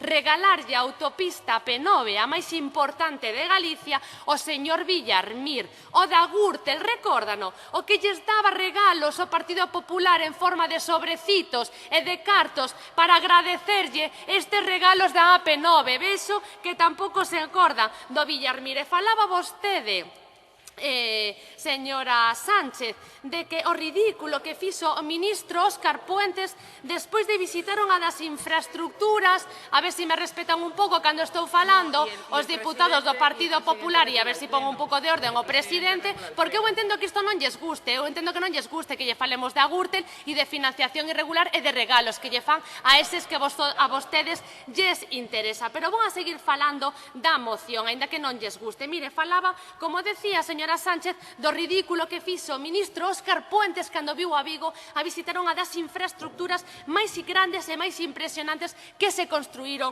en Galicia. Sabe o que si foi un ridículo estrepitoso? A foto que se fixo vostede diante dunha casa en Vigo torpedeando unha operación antidroga da Policía Nacional.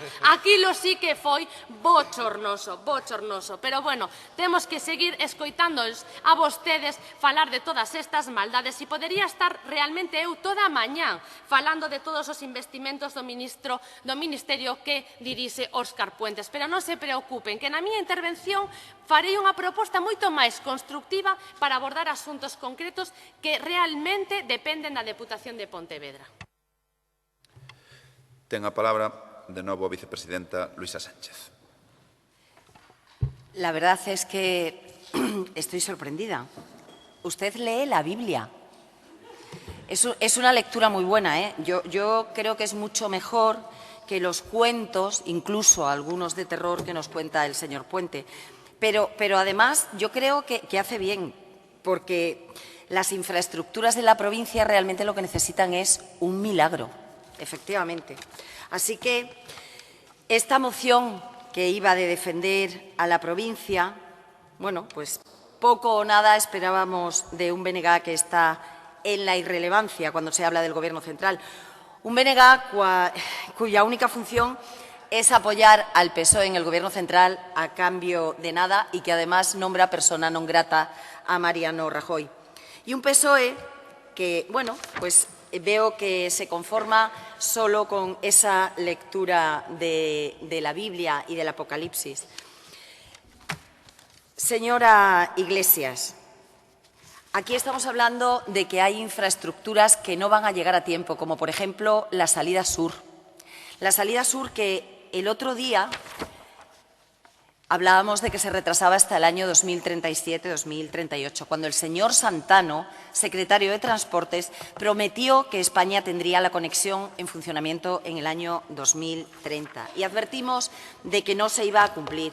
Y cuando se dieron cuenta ustedes de que los plazos no daban, pues han utilizado a Portugal como chivo expiatorio con tal de defender a Pedro Sánchez. ¿Pueden contarnos qué sucede con la A52? Pero sin dar largas, nada de hablar de apocalipsis. No nos digan simplemente que el Ministerio está hablando en él y corrigiendo errores. Díganos si se está modificando, cómo se van a reducir las afecciones, cómo se va a pagar si no hay presupuestos generales del Estado. Me hace realmente mucha gracia, señora Iglesias, que usted esté hablando de un premio que se le concede al aeropuerto de Vigo. Estamos hablando de un aeropuerto que premia a los aeropuertos que tienen menos de 2 millones de pasajeros. Perfecto, nos alegramos de que el aeropuerto de Vigo tenga ese premio. ¿Sabe lo que pasa? Que ahora solo nos faltan los aviones, nos faltan las aerolíneas y nos faltan las rutas. Es una manera muy triste de defender las infraestructuras de nuestra provincia y, en concreto, usted, la infraestructura de nuestro aeropuerto en Vigo. Y sobre la AP9, ¿qué quiere que le diga? Se está actuando de una manera poco transparente. La Xunta de Galicia ha tenido que recurrir al juzgado para solicitar un expediente para ver qué es lo que se ha contestado, porque el propio ministro, Óscar Puente, está negando a la Xunta de Galicia… Vaya rematando, por favor. Perdón, sigo después, presidente. Bien, gracias. Ten a palabra don César Mosquera. Bueno, a ensalada é monumental. Agora falamos de Portugal, do AVE, que ten…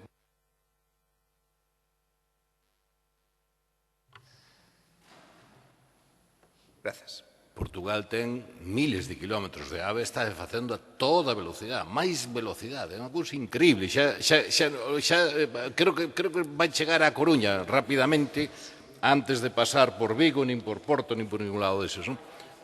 Claro, que de verdad, quer dicir, estamos falando de outras cousas totalmente distintas, quer dicir, a Unión Europea está presionando porque Portugal faga o AVE conectar as capitales, Madrid e Lisboa. Portugal non ten ninguna gana, pero tampouco ten ninguna gana de conectar con Vigo. Eles queren conectar con Europa e posiblemente a solución sexa Braganza-Sanabria. Xa veremos, o tempo dirá, a menos que a presión da Unión Europea sea moi alta. Entón, enganchamos por todo lado, seguimos, bueno, é fantástico todo. Bueno, en fin, o falar non ten cancelar. De todas maneiras, eu ainda non aprenderon a lección Non aprenderon a lección de que pedir a dimisión, pedir que dimita, pedir reprobar, ademais, é ensalzar a alguén e elevalo políticamente. Están empeñados en que Puente sexa un auténtico héroe e un gran valor político, que posiblemente non o sexa, pero están empeñados e siguen R que R, e demais. Van a lograr, polo que deixo van a lograr, porque aquí, tal como está este ambiente, alguén que non lle piden a dimisión, é que está claro que non é ninguén. Non pinta absolutamente nada. Non pinta nada. Bueno, siguen, denlle. Turno de palabra para a deputada socialista Ana Laura Iglesias.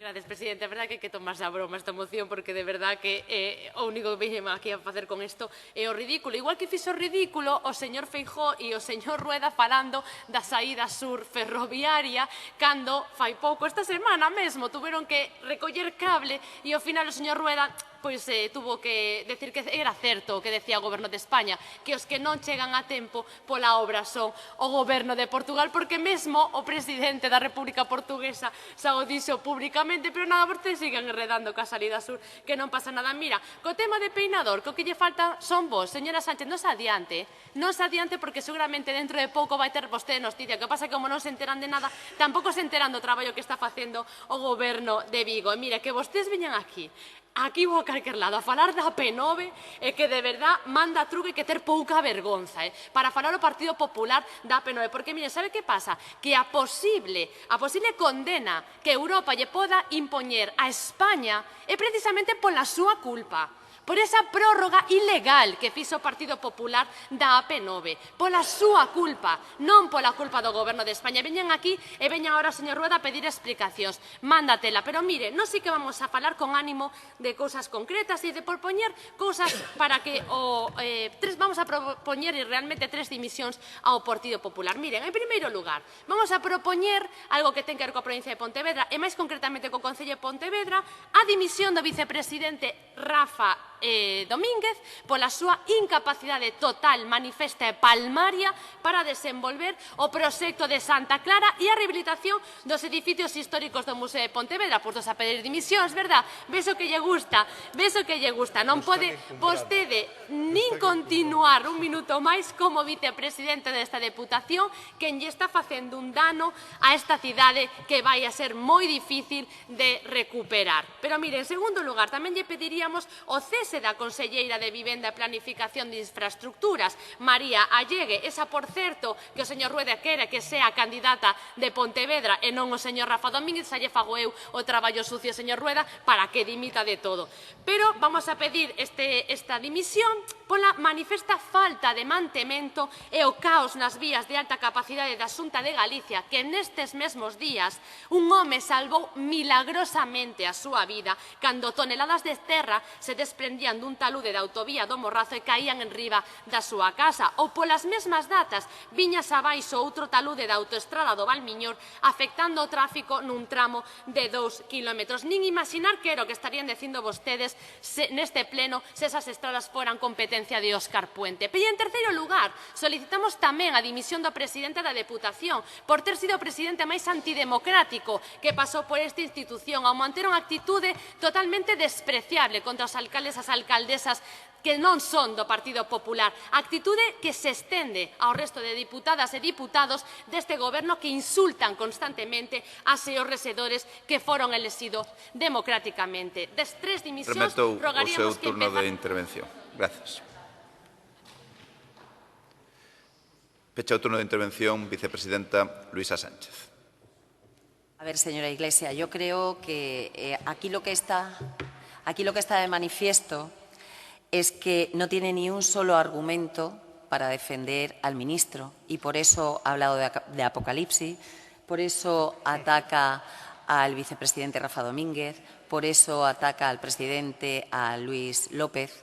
Bueno, yo creo que sus argumentos son tan flojos.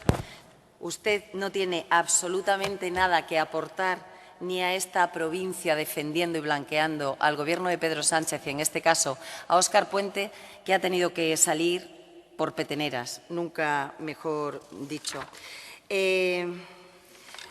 Yo solo espero que haya un cambio de Gobierno pronto más pronto que tarde. Y, desde luego, que el señor Pedro Sánchez deje el Gobierno de España cuanto antes y que el ministro Óscar Puente deje nuevos ministerios también cuanto antes y deje, insisto, de aislar a esta provincia y que el Gobierno de España deje de castigar a esta provincia. Es que no merece la pena seguir contestándole, señora Iglesias. Moitas grazas. A verdade é que un ministro cun desprecio total e absoluto a esta provincia de Pontevedra en algo vital como son as infraestructuras.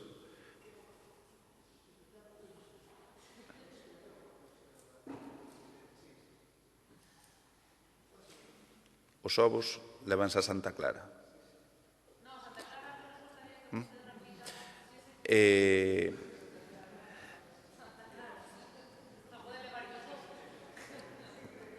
Que desprecia, pois, ver como o voceiro do Bloque Nacionalista Galego, Cesario, o Bloque Nacionalista, a moción é sobre o puente. Nos fala de Ana Pastor, Magdalena Álvarez, un enxeñeiro de camiños, a conexión de Braganza con Sanabria, o doble raseiro, se é o PP, presúmese culpabilidade. Se é do PSOE, vamos a darlle o beneficio da dúbida. Pode que, ao mellor, como o Bloque Nacionalista Galego votou os orzamentos con puente, pois non haxa nada que criticar. Así que ese doble rasero, señores do Bloque Nacionalista Galego, pois chama a atención. Dito isto, procedemos á votación deste punto número 12, que é unha moción do Grupo Provincial do Partido Popular de repoblación e de solicitude de dimisión do Ministro de Transportes e Mobilidade Sostible pola súa xestión das infraestructuras e servizos de titularidade estatal na provincia de Pontevedra. Votos a favor? Abstencións? Votos en contra? Queda aprobada por a maioría dos 14 votos do Grupo Provincial do Partido Popular e únicamente os votos en contra do Grupo Socialista. Punto número 13, outra moción do Grupo Provincial do Partido Popular para instar ao Goberno de España a que cumpra coa Lei da Dependencia e asuma o 50% do financiamento do custo do SAF e abone de maneira inmediata a débeda acumulada con Galicia que acada o 2.900 millóns de euros. Ten a palabra voceiro e deputado Jorge Cubela. Grazas, presidente. O Servizo de Asistencia no Fogar é un dos piares fundamentais do sistema de atención á dependencia.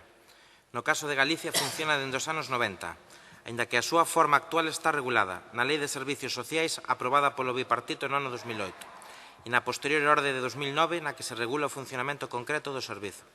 Hai que lembrar que no ano 2006 apróbase a nivel nacional a coñecida como Lei de Dependencia, de xeito que a axuda no fogar tamén é unha forma de dar cumprimento a unha exigencia de dita lei estatal. Hai que ter en conta que o SAF é un servizo comunitario básico de competencia municipal, tal e como establece a Lei de Servicios Sociais de Galicia. De feito, cada concello elixe o modelo de xestión que prefire, que vai dende a xestión pública ou municipalizada ata a xestión privada ou externalizada. Son modelos de xestión diferentes que van máis aló das ideoloxías ou dos partidos políticos que gobernan en cada concello. Falar de financiación do SAF é falar da financiación da Lei de Dependencia. Tal e como establece dita norma, o sistema debe financiarse ao 50%, é dicir, corresponden partes iguais ás comunidades autónomas e ao Goberno de España. Sen embargo, o Goberno de España non só non cumpre co financiamento da Lei de Dependencia, senón que o reduce. Se no ano 2023 foi do 40%, no 2024 quedouse no 34%, e no 2025 a achega do Goberno de España aínda será máis baixa, como poderemos comprobar cando se peche o exercicio. Algo a todas luces incomprensible porque repercute directamente na axeitada atención á dependencia, a que Galicia dedica no 2026 máis de 840 millóns de euros, dos cales 148 millóns destinaránse ao SAF. O Goberno Central négalle a Galicia o que se lle concede a outras comunidades como o País Vasco, coa que pactou financiar o 50% da dependencia.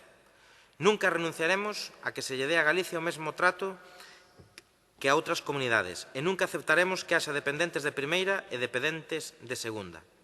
Unha briga que está lonxe de cumprirse e que provoca que a débeda con Galicia sexa cada ano maior, chegando aos 2.900 millóns de euros neste 2026. A Xunta de Galicia, gobernada polo Partido Popular e a CEGAN, veñen de ratificar o acordo para incrementar o financiamento do SAF. Deste xeito, a Xunta de Galicia subirá ata os 18 euros a hora a súa achega a esta legislatura. Un incremento progresivo do 50% neste mandato, fronte ao 24% acadado na anterior legislatura. O acordo supón que a aportación da Xunta de Galicia pasa dos 12 euros hora actuais a 16 euros hora este ano, 17 euros hora no 2027 e 18 euros hora no 2028, o que implica unha aportación adicional de 150 millóns de euros máis en 3 anos por parte da Xunta de Galicia. Este acordo tradúcese en máis apoio da Xunta de Galicia aos concellos na prestación deste servicio de competencia, un servizo que permite que alrededor de 23.000 persoas con dependencia en Galicia reciban cuidados nos seus domicilios. De feito, nos orzamentos para este ano 2026, vólvese a reforzar a partida destinada ao SAF, ata os 148 millóns de euros. Grazas ao acordo da Xunta de Galicia e ao seu compromiso co Servicio de Axuda no Fogar, os 61 concellos da provincia de Pontevedra recibirán este mesmo ano 10 millóns de euros máis nas súas contas. Ademais, hai que dicir que a Xunta fará un esforzo moi considerable nesta legislatura para garantir este servicio, pois chegará aos concellos pontevedreses un total de 126,6 millóns de euros nos vindeiros 3 anos. Para financiar un servicio que suporá 37,2 millóns máis de euros en investimento que antes de chegar ao acordo. Por todo isto, dende o Grupo Provincial do Partido Popular, na Diputación de Pontevedra presentamos esta moción, con esta proposta de acordos. Cumprir co establecido na Lei de Dependencia e asumir o financiamento do 50% do custo dos servizos e prestacións, garantindos que un reparto equitativo dos recursos entre o Goberno de España e as comunidades autónomas permitan aos concellos salir da súa asfixia. Abonar de maneira inmediata a débeda acumulada con Galicia, que acada os 2.900 millóns de euros, permitindo así fortalecer o sistema de atención á dependencia na nosa comunidade. Incrementar os fondos destinados ás comunidades autónomas para a atención á dependencia, asegurando que todas as persoas con dereito á prestación poidan acceder a elas sen demoras injustificadas, e establecer un plan de financiamento estable plurianual que permita ás comunidades autónomas planificar e mellorar os servicios de dependencia con previsión e seguridade orzamentaria. Gracias, presidente. Moitas grazas. Ten a palabra deputada nacionalista María Manuela Rodríguez Pumar.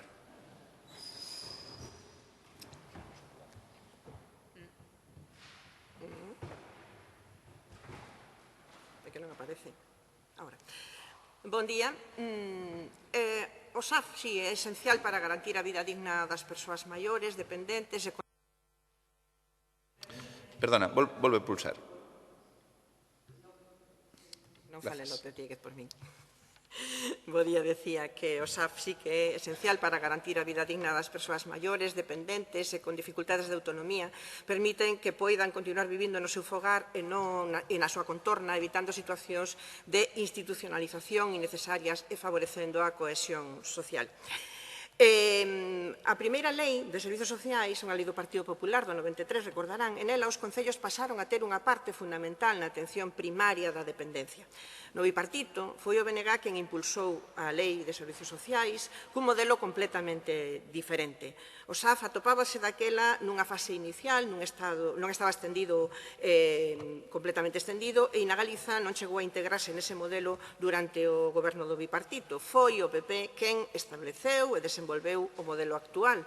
Un modelo completamente diferente ao do BNG e que este foi sendo progresivamente deteriorado pola actuación do Partido Popular na Xunta de Galicia, que optou por un sistema de financiamento insuficiente, desequilibrado, trasladando unha parte crecente do custo do servizo aos concellos que nin dispoñen das competencias nin dos recursos necesarios para asumir esa carga.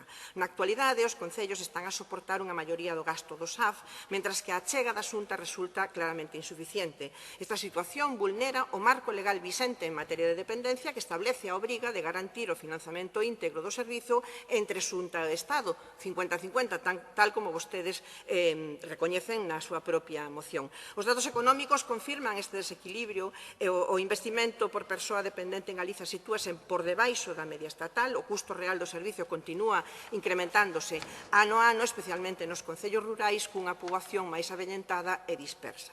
O PP na Xunta de Galiza mantén, ademais, módulos de financiamento moi afastados da realidade. O precio máximo fixado para o DOSAF non se corresponde cos custos reais efectivos, tanto de persoal como de prestación propia do servicio, que xa superan os 24 horas en moitos concellos. As propostas de incremento presentadas recentemente no seo da FEGAN, malia seren vendidas como avance, non cubren nin de lonxe o custo real do servicio e obrigan os concellos a continuar asumindo máis da metade do gasto.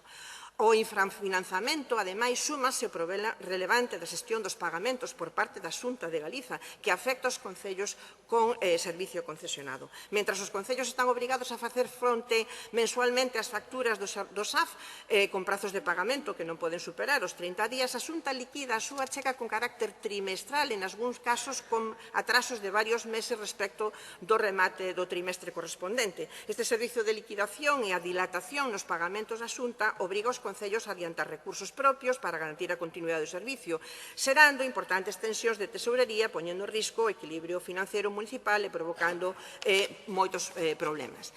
Este modelo ten consecuencias directas sobre a calidade do servicio e sobre as condicións das traballadoras, basicamente mulleres, do SAF. Un sector altamente, decimos, feminizado, que sofre precariedade cun convenio colectivo caducado desde hai máis dunha década e a falta de medidas de prevención de riscos adaptadas á súa realidade laboral. A maiores, os servicios municipais vense saturados por unha xestión cada vez máis complexa, sen que exista un reforzo económico ou de persoal, ao tempo que se incrementan as desigualdades territoriais no acceso ao SAF, dependendo do tamaño ou da localización do concello. O BNG defende que os cuidados deben ser un dereito garantido e non un servicio condicionado polo lugar de residencia. Por iso resulta imprescindible un cambio de rumbo que asegure un financiamento suficiente, estable e xusto e que sente as bases dun verdadeiro sistema público de atención á dependencia. En 2023 a Xunta fixou o módulo máximo en 12 euros co compromiso de revisar os custes, mais nunca chegou. A FEGAN elaborou en 2025 un informe que reflectía a situación dos concellos que están asumindo máis do 50% dos custes e con custes de hasta 22 ou 24 euros por hora, coa previsión de que continue a alza en vindeiras licitacións. Tras a cativa proposta inicial que foi rexeitada inicialmente, ao final a FEGAN aceptou a proposta de ir incrementando 16, 17 e 18 euros de 2026 ao 2028, unha proposición que o BNG non acepta porque é completamente insuficiente, que non se chega a cubrir o custo real do servicio e continúa afogando aos concellos. Na seguinte intervención farei unha proposta que seguramente o Partido Popular non aceptará e esa proposta non aceptada fará que non poidamos aprobar a moción que hoxe nos presentan, porque a Xunta ten moita responsabilidade tamén no que co SAF ocurre nos concellos. Nada máis e logo continuo. Ten a palabra por parte do Grupo Socialista Dina Rosa Rivas Gómez. Moi boas. Vou empezar dando os parabéns, en este caso, ao Partido Popular, pola terceira moción sobre o sistema de dependencia.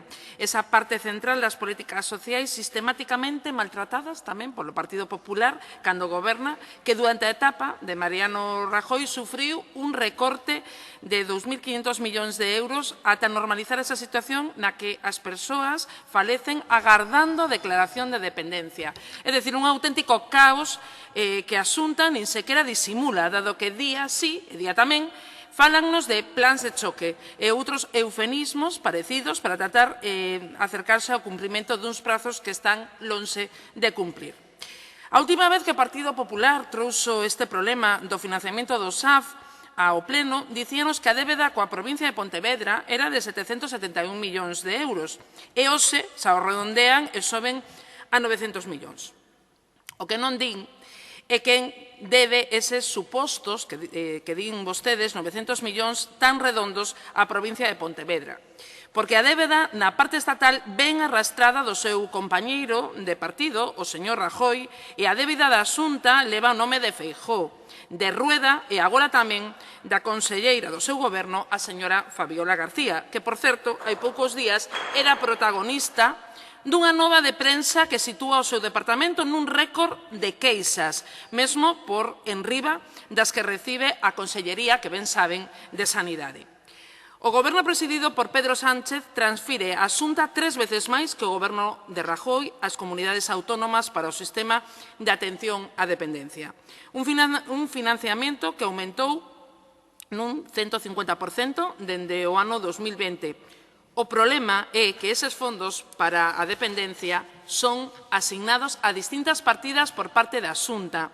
Non teñen máis que ler os informes da Asociación de Directores e Xerentes de Servicios Sociais, que yo dixen o señor Cubela a outra vez na moción, para facerse unha idea da nefasta xestión da Xunta. Esta asociación, que é unha referencia informativa neste tema, cualificou o comportamento da Xunta de Galicia como especialmente sangrante, pois o goberno galego recortou un 6,4% o gasto en dependencia no período que vai do 2020 a 2023. E teñen vostedes hoxe a pouca desfachatez de vir a este pleno a falar de débedas e recortes. Pero como parece que sofren amnesia, vou a recordarlo para que lle quede e non se o esquezan. A Lei de Dependencia botou a andar fai agora 18 anos, articulándose dende o inicio a estrutura coas comunidades autónomas e, en derivado, cos concellos que son os que prestan os servicios. O Estado é o que fai unha parte das transferencias para dar cobertura á lei que di que poderán financiar ata o 50% da dependencia. Sucede que deuse por sentado que tiña o deber de financiar o 50%. No ano 2011, coa chegada de Mariano Rajoy, durante case 8 anos, levase a cabo a maior reducción de dereitos que recae sobre o sistema de dependencia. Si, escoiten, reducción ás horas de grado 3 de 90 a 60 horas. Reducción aos fondos á dependencia nun 40%. Eliminaron poder realizar cotizacións á Seguridade Social por parte das coidadoras e dos coidadores. Non se conseguiu ningunha praza de residencia pública, é dicir, hubo unha quita importante a todo o sistema que o deixou baixo mínimos. Coa chegada de Pedro Sánchez, fíxose un plan de choque no que achegáronse a Galicia partidas extras para compensar a quita de Mariano Rajoy. O plan mobilizou alrededor de 3.600 millóns de euros entre o 21 e o 23 para reforzar o sistema de dependencia en España. A Administración Xeral do Estado chegou a Galicia uns 221 millóns de euros en 2024 para sostemento da dependencia. Dende o inicio do plan de choque en 2021, produciuse unha inxección adicional de uns sobre 127 millóns de euros en Galicia asociado ao reforzo do sistema. Que significa todo isto que estou dicindo? Que Galicia recibiu máis de 300 millóns de euros adicionais directamente vinculados ao plan de choque. Como a última vez non entenderon, voulle explicar despaciño. O que di a Lei do Estado é que achega unha cantidade no marco dos acordos coas comunidades autónomas e a Xunta debe igualar esa cantidade justamente ao revés do que están vostedes a decir. E, finalmente, por aclararlle ben a cuestión, recalcar unha vez máis que o servicio do SAF é unha das prestacións do sistema de dependencia e corresponde á Xunta de Galicia designar os fondos que asigna a este servicio. Ten a palabra don Jorge Cubela. Gracias. Dentro dun debate respetuoso, como debemos manter sempre, teño que dicir que non lo vi venir o de que esta moción por parte do Grupo Socialista fora a defender unha alcaldesa. Non lo vi venir.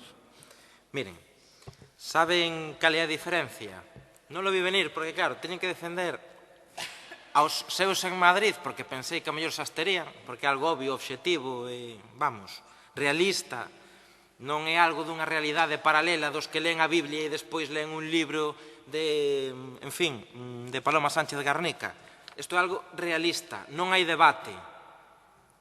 Un goberno autonómico con fondos propios vai incrementar o financiamento do servizo de axuda a domicilio aos municipios galegos, asumindo o pago en 16 euros hora no 2026, 17 euros hora no 2027 e 18 euros hora no 2028, que ao Concello de Cerdedo Cotobade lle vai a supor un incremento a 3 anos en ingresos de 500.000 euros.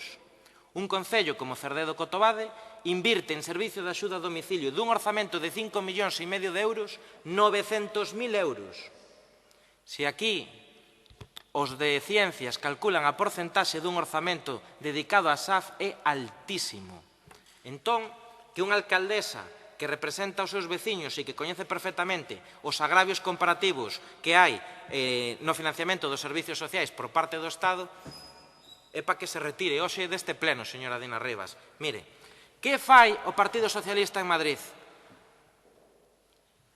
A 20ª aldraxe a Galicia.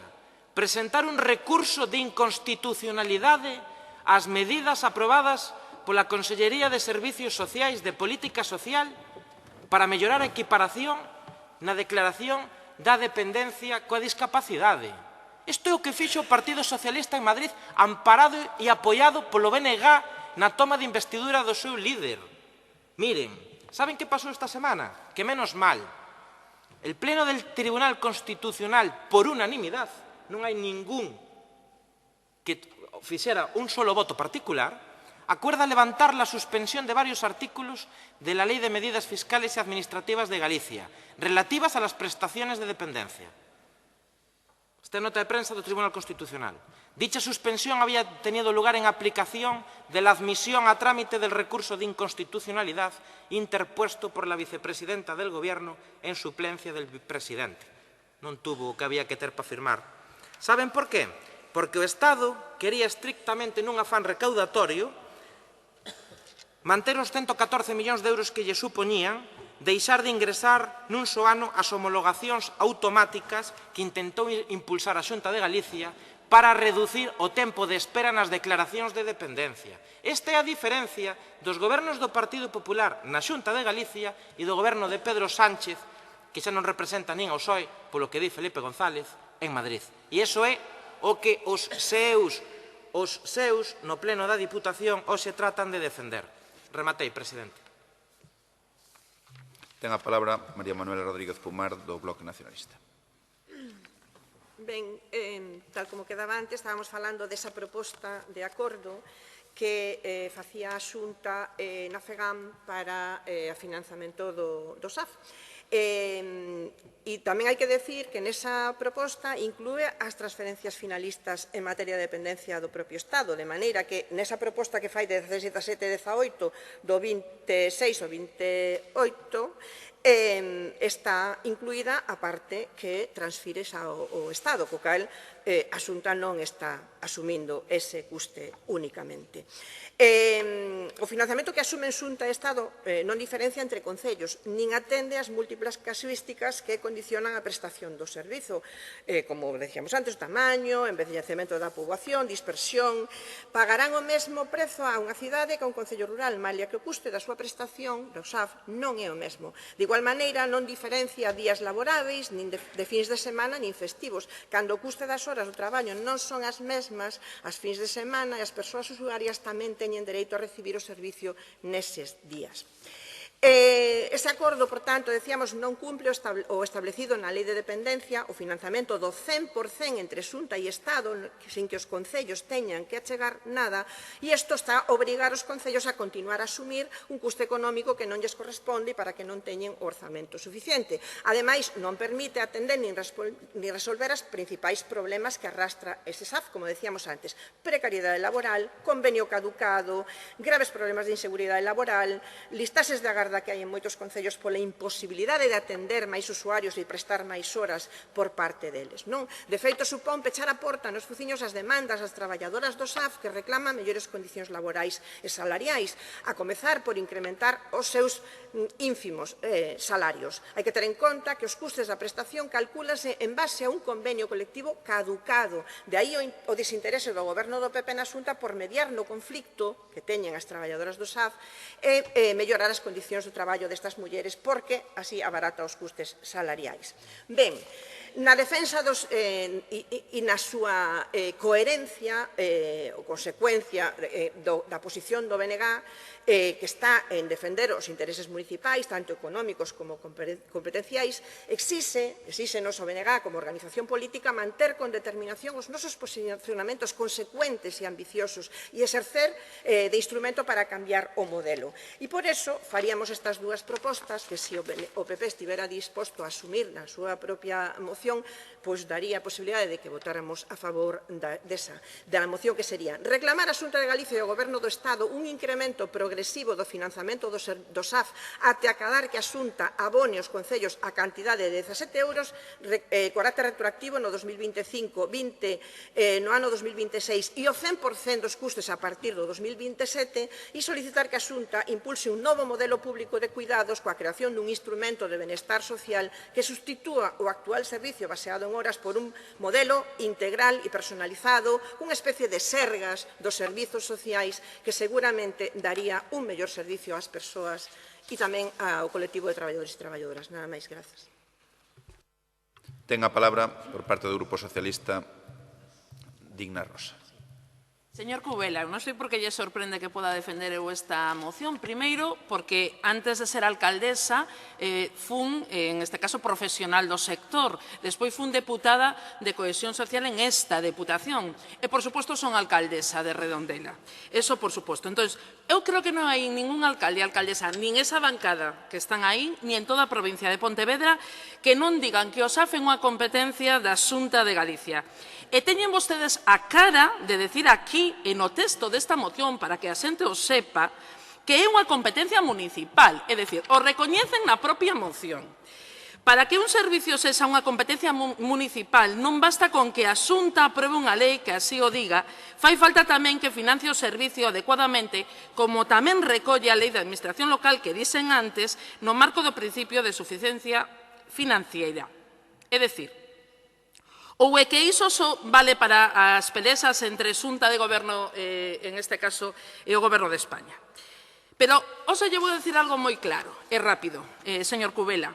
E o digo como alcaldesa de Redondela, como me acaba de decir.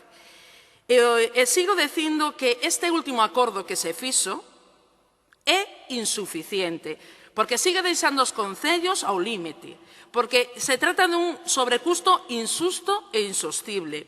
O SAF é un dereito, e non me cansarei de dicilo, da cidadanía e a súa financiación non pode recaer sobre os concellos, que é o que está sucedendo.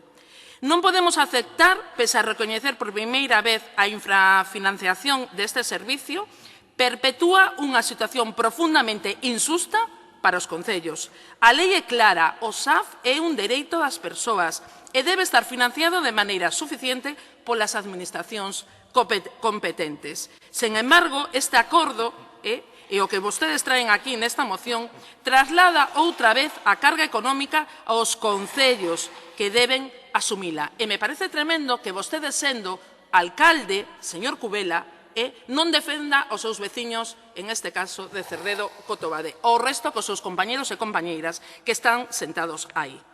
O SAF, e non me cansarei, é un servicio esencial que atende ás persoas maiores, dependentes e vulnerables.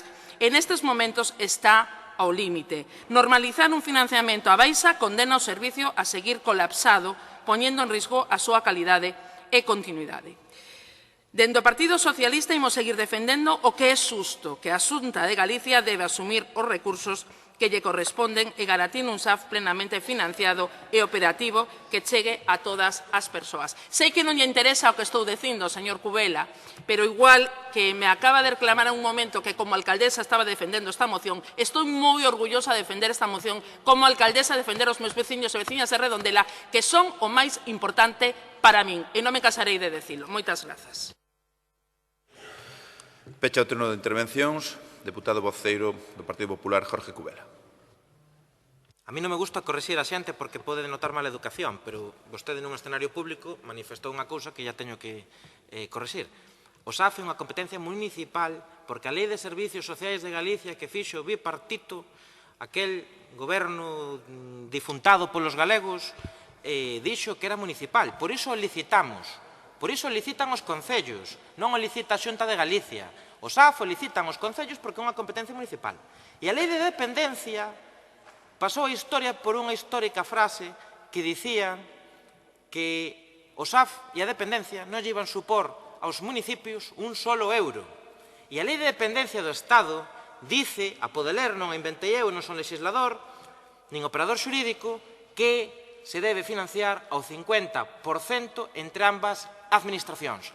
A Administración Xeral do Estado e as Administracións Xerais das comunidades autónomas. Neste caso, en Galicia, a Xunta de Galicia, que é como se define no Estatuto de Autonomía. Miren, vostede como alcaldesa sabe perfectamente cales son os retos que temos os concellos, os gobernos municipais e as familias dos usuarios. A falta de persoal nas empresas, un grave problema. O precio hora, que actualmente xa o estamos a licitar, o meu concello está preparando toda a tramitación contractual e administrativa para licitar o servicio e o vamos a licitar a 27 euros precio hora. Eu collín a alcaldía no ano 2011 cun precio hora de entre 13 e 14 euros, non me lembro ben. Miren o incremento. E vostede, que nesta moción só tiña que interpretar que esta corporación lle exixe ao Estado o mesmo que lle exiximos a Xunta de Galicia e que acaba de cumprir con fondos propios, sin incrementar o Goberno Central a financiación para a dependencia e o Servicio de Axuda a Domicilio a Galicia, que nos apoien esta moción. Que foron a facer vostedes, ademais de presentar un recurso de inconstitucionalidade ás medidas de dependencia tomadas por parte da Consellería de Política Social? Ir outro día o presidente da FEGAN a Madrid a facer o primo, a pedirlle á ministra ou ao ministro, que non sei se é ministro ou é ministra, nin sei o nome da ministra ou do ministro, que parte da dependencia dedicada a Galicia a dedique ao SAF. É dicir, desvestir un santo para vestir outro. Iso é o que fan, tratar de ir a lavar a cara. Nada máis, presidente. Procedemos á votación desta moción presentada polo Grupo Provincial do Partido Popular para instar ao Goberno de España a que cumpra coa Lei de Dependencia e asuma o financiamento do 50% do custo do SAF e abone de maneira inmediata a débeda acumulada con Galicia que acada os 2.900 millóns de euros. Votos a favor? Abstencións? En contra? Queda aprobada por a maioría dos 14 votos do Grupo do Partido Popular. Punto número 14, moción do Grupo Provincial Socialista para instar a Deputación de Pontevedra a creación dunha liña de axudas extraordinarias para os concellos afectados polos temporais. Ten a palabra voceira socialista Ana Laura Iglesias. Moitas grazas, presidente. Moi bo día a todas e a todas outra vez. Hoxe traemos a este pleno unha moción que nace da realidade que están a vivir moitos concellos da nosa provincia tras os últimos temporais, unha realidade marcada polos danos materiais, polas actuacións de emerxencia realizadas a contrarreloxo e polo enorme esforzo económico que tiveron que asumir as administracións locais. Falamos de estradas municipais, instalacións deportivas, redes de saneamento, espazos públicos e equipamentos que sufriron grandes desperfectos. Falamos tamén de alcaldes e alcaldesas que tiveron que actuar con urxencia para garantir a seguridade da veciñanza e manter servicios básicos, moitas veces sen saber se contarían con apoio de outras administracións. E esa é a cuestión central desta moción. Os concellos non poden nin deben afrontar sós as consecuencias de episodios climáticos extremos cada vez máis frecuentes e máis intensos. Dende o Grupo Socialista defendemos con claridade que a resposta a estas situacións debe ser compartida e coordinada. A Deputación de Pontevedra, como administración supramunicipal, ten unha responsabilidade clara de cooperación, solidaridade e equilibrio territorial, especialmente cos concellos de menor capacidade económica, pero tamén queremos ser claros respecto do papel da Xunta de Galicia.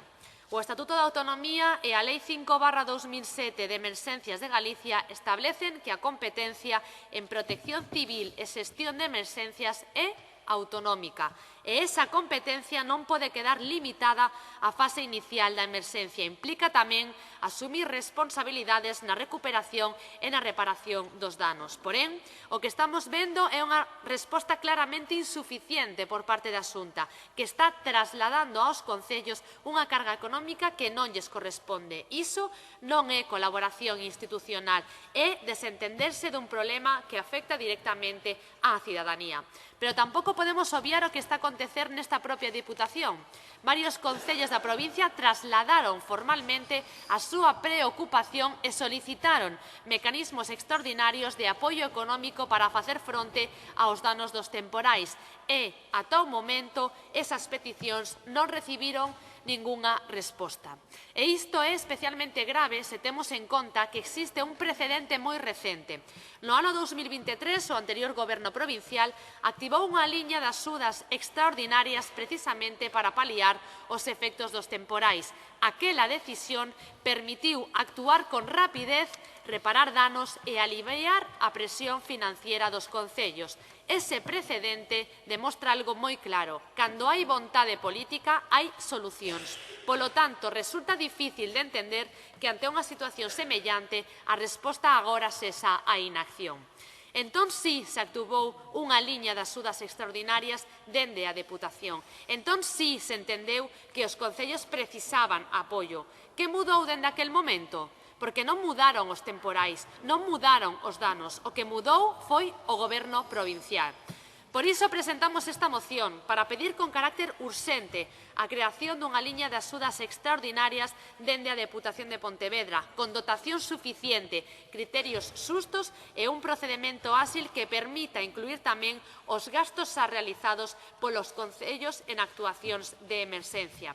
E, ao mesmo tempo, para instar a Xunta de Galicia a que exerza plenamente as súas competencias e habilite tamén axudas extraordinarias porque a recuperación tras unha emerxencia non pode recaer exclusivamente sobre os concellos. Esta non é unha moción partidista, é unha moción municipalista. É unha moción que fala de responsabilidade institucional, de cooperación entre administracións e de estar á altura cando a veciñanza máis o precisa.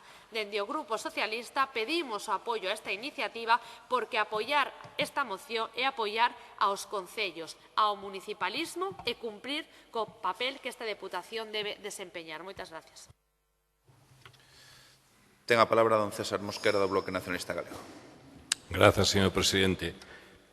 Bueno, eu creo que os plenos, aparte de pedir que se pudiéramos correr unha hora para atrás, o sea, empezar ás 11, que a Xunta de Goberno sea ás 10, pois hai un certo desenfoque, non? Un certo desenfoque no sentido de que este non é un foro político, nós aquí non nos votan os cidadáns, estamos representando os nosos concelleiros e concelleiras nos concellos. Vale. Iso cambia totalmente o enfoque e cambia moitas cousas, como por exemplo, quero dicir, aquí está o portavoz do Partido Popular que o sabe, este tipo de plans o que sea, comentábase, incluso algún o metemos a solicitud del. Vale, porque nós estamos representando, que estemos na oposición, estamos representando a nosos concelleiros, concelleiras, alcaldes, alcaldesas, igual que ustedes, igual que os outros. Pero estamos ca cabeza en Madrid ou en Santiago e veña a discutir o que non dan discutido ou discuten e baten alá no Congreso, no Senado, no Parlamento Galego, non? O cual é unha distorsión absoluta. Non? Normal, que dicir, a Diputación é para isto. Bueno, pois, o normal é falalo, é dicir, que obstáculos lle ven ustedes a iso? O sea, ten información, nós temos a nosa, eu só ten a súa, non? De que daños houbo, que non houbo, demais. De feito, repito, está aí de testigo o señor Cubela, que así se facía, ou así, na parte que me correspondía, se facía nos mandatos pasados. Non? Ben, entonces, vale, é dicir, isto o normal é que fora por outra vía, o sea, que fora, eso, unha reunión de portavoces, ou que fora é coller e falalo. Así, o de sempre, non sabemos exactamente que obstáculos pode haber por parte do PP, porque ustedes teñen máis información que son goberno, e pois nos pode crear pois algún problemilla. En principio, vamos a apoiala, pero digo con estas condicións. Señor Cubela, mira unha cousa. A primeira vez que fun a Comisión de Servizos Sociais que se chamaban no Concello de Pontevedra, había un señor interventor, por certo, afín, e non o negaba o PP e demais, pero iso era un gran profesional, e era coller algo dos servizos sociais. E a advertencia que nos fixo o seguinte: nunca collades a todos, e nós estamos na oposición, non collades servicios que digan que financian o 100%. Se o Estado, a Diputación, a Xunta, o que queirades, porque ao final va de rematar pagando bastante máis da mitade, cero, nada, bastante máis da mitade.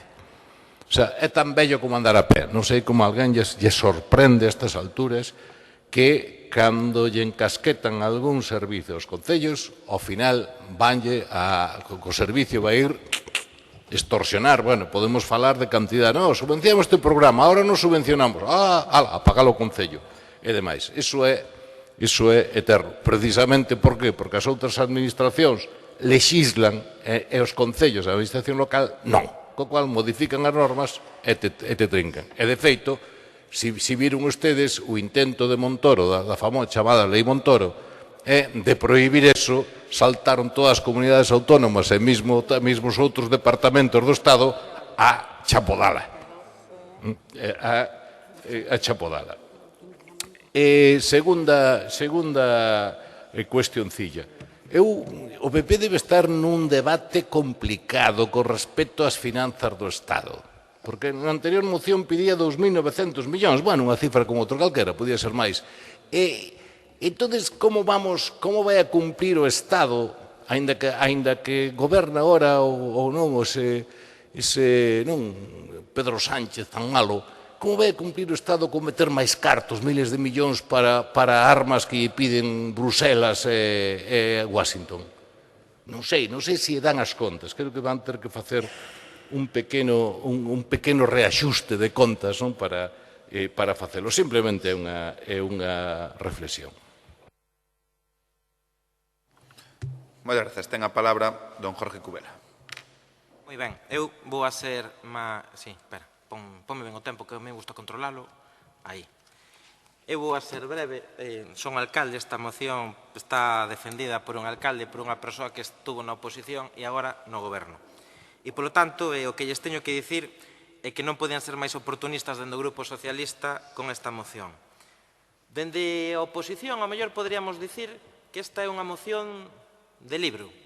Cando non hai nada máis que traer, pois pasados 4 ou 5 temporais, pois vamos a pedirlle á Diputación que aprobe un plan para dedicar os danos aos temporais. Bueno, pois mire, o que lle vou a dicir como diputado dun goberno presidido, que o digo moito porque me gusta presumir, porque eu son unha persoa convencida do presidente Luís López, non como vostedes cando gobernaban, que cando defendían a acción de goberno nunca eran capaces de dicir a presidenta Carmela Silva. É algo que sempre me chamou a atención. Que está enfrentándose cunha moción tipo genérica, un fondo de armario, unha saída, unha fuxida cara adiante. Podían presentar 2, 3 mocións, viñeron con esta e 2 lombos de Vilaboa. Deben ser todos os problemas que teñen os concellos da provincia, non hai ningún tema de fondo importante. E a interlocución vai a ser clara. Están falando cun goberno que vai dedicar no ano 2026 aos concellos, non para a xenda propia das obras da Diputación, dedicada aos concellos algo máis de 135 millóns de euros. Voulle a relatar.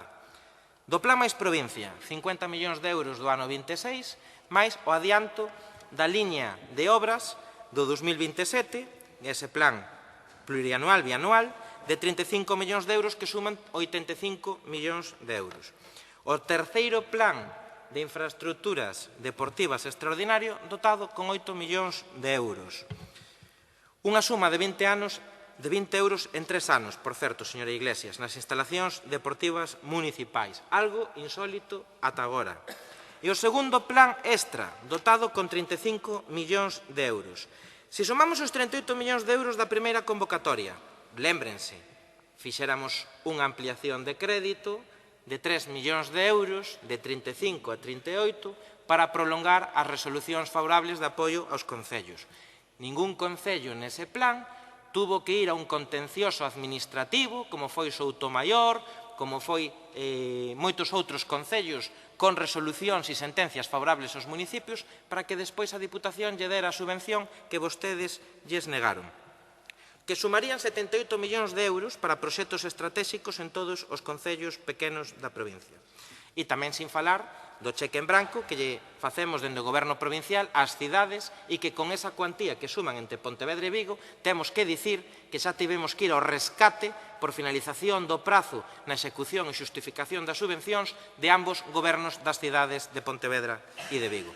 Polo tanto, están presentando unha moción, podían decorala como quixeran, podían vestila como máis puidesen, que se vai a enfrentar a un goberno provincial que ten unha dotación de crédito destinada aos concellos histórica, cun presidente da Diputación, por certo, que respeta a cor política de cada alcalde ou alcaldesa, porque lle vou a recordar que hubo moitísimos alcaldes do Partido Popular que en 8 anos non cruzaron o pasillo de presidencia.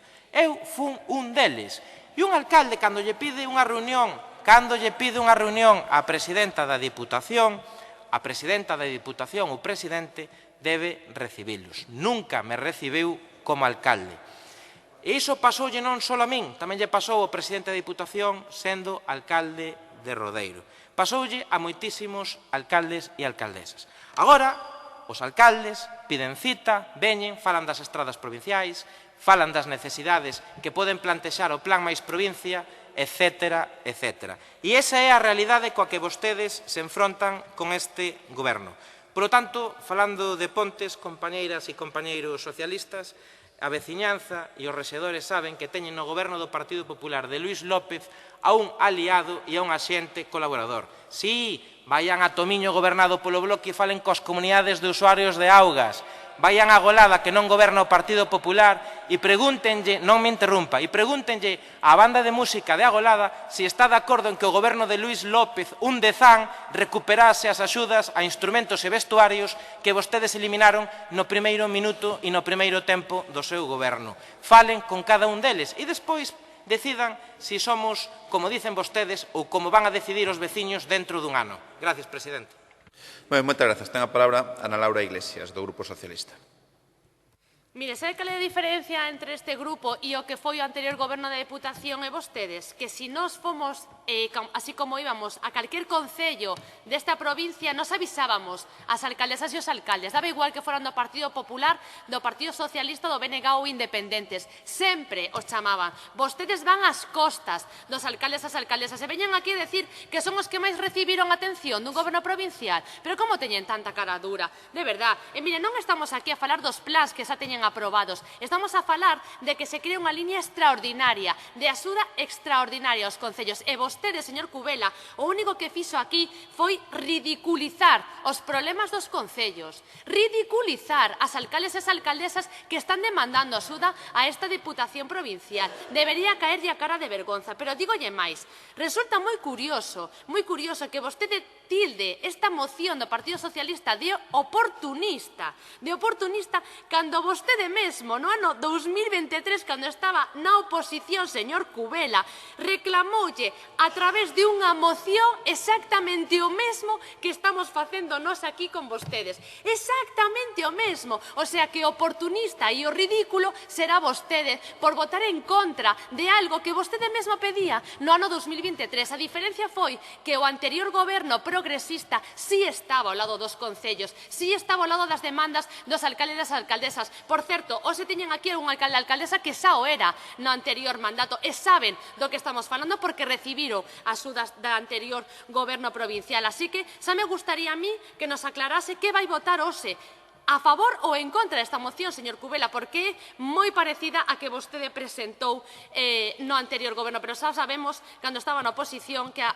coherencia súa é a marca do Partido Popular. Porque, miren, hai máis, o Goberno de España vende facer unha excepción con Galicia e incluíla dentro das zonas afectadas por emerxencias graves de protección civil polos temporais de novembro, de decembro e de xaneiro do 2026. E fano a pesar de que a Xunta de Galicia non declarou a emerxencia cando debía facelo. E iso é moi grave, porque estamos a falar dun procedimento máis rápido, máis sinxelo, sen concorrencia competitiva, que permita aos concellos acceder a axudas de ata o 50% dos danos simplemente cunha memoria valorada. Un procedimento eficaz, pensado para dar resposta inmediata. Un procedimento que pon en marcha o Goberno do Estado de Pedro Sánchez e non a Deputación de Pontevedra.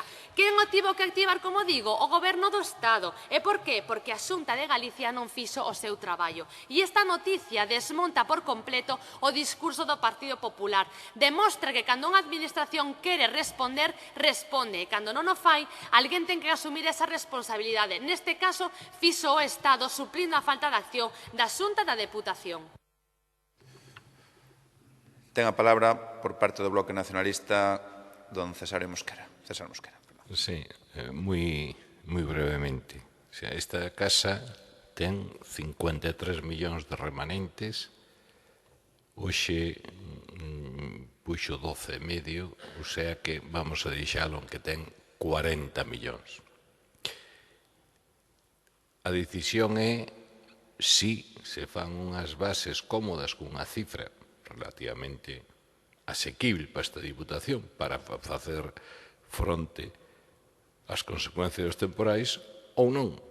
O resto é todo literatura, pero literatura barroca, o sea, barroca, pero complicada de coidar. É así de sinxelo, que se non tuvera, pois non se podía, vale? Que os ten, sí, que podense usar, sí, que podense facer unhas bases que realmente lle resolvan aos concellos e axuden, sí, quérese. Esa é a gran pregunta. No mandato pasado, se fixo, tamén se fixera con outras cousas e demais. Bueno, o resto me parece que é complicalo un pouquiño demais e ocupar o tempo por ocupalo. Ten a palabra don Jorge Cubela, do Partido Popular. A roca non, señor Mosquera, cristiana. O pleno de hoxe foi literatura cristiana que só nos faltou escoitar falar do misterio da revelación. Miren, volvo ao de antes. Están enfrentándose a un goberno que dá unha capacidade financiera aos concellos para que libremente, automáticamente, autónomamente dentro da súa autonomía municipal fagan o que queiran. Miren, vostedes se retiraron, foron retirados, discrepo do señor Mosquera, os veciños, según a lei electoral, votan a representación da Diputación nunha representación de segundo grado, sí. Aquí estamos elexidos mediante unha representación en segundo grado. Non estamos nun sistema do antigo réximen de que nos pon aquí nada máis que o partido político. Hai uns resultados nos partidos xudiciais, se van a facer propostas aos partidos xudiciais e se votan os representantes, previamente elexidos como concelleiros. Non estamos aquí representando as cortes franquistas dende o tercio familiar, os sindicatos e os representantes que había nas tres faccións que compoñían as cortes xerais no franquismo. Miren, señora Ana Iglesias, vostedes se retiraron no ano 2023 do Goberno da Diputación cun único plan de 44 millóns de euros chamado Plan Concellos. Se están enfrentando a un goberno cun presidente que no ano 2026 vai a dedicar aos concellos un plan de 50 millóns de euros cun plan de infraestructuras deportivas extraordinario, distinto ao plan máis provincia, que suma 58 millóns de euros. Estamos a falar que no ano 2026 as alcaldesas e os alcaldes, indistintamente da súa cor política, van a dispoñer de 14 millóns de euros máis de financiamento para todas as actuacións de iniciativa municipal que queiran empregar a través destes dous plans con respecto ao goberno do PSOE e do BNG. Polo tanto, o que non van a marcar vostedes, que están na oposición, é as liñas e a capacidade de iniciativa do goberno provincial. Se hai un goberno e un presidente democrático, non antidemocrático como vostede o calificou antes, é o señor Luís López.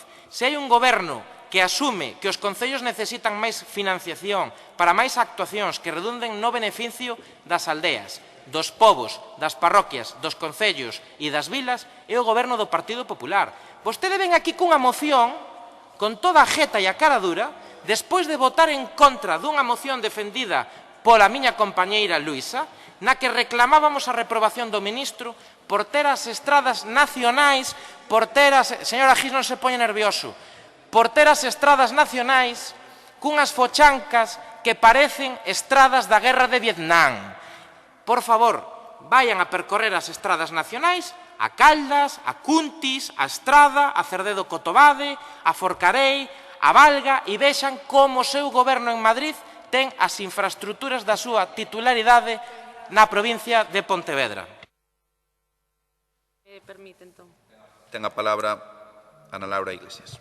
Gracias, presidenta. A verdade que escoitar o Partido Popular e o voceiro falar de que agora os concellos contan con plás, que deciden eles onde van a gastar os cartos, pero si ese foi o modelo do goberno anterior, pero si fomos nós os que democratizamos as axudas aos concellos, vivo da man do goberno progresista, onde vostedes o único que fan é meterlle máis cartos aos plans que nós a tiñamos en marcha. Pero de que está falando vostedes? Nos están vendendo as cousas que facíamos nós no anterior goberno, que verdad manda truco. E mira, cando vostede presentaba esta moción fai uns anos, tamén lle marcaba o que tiña que facer o anterior goberno provincial?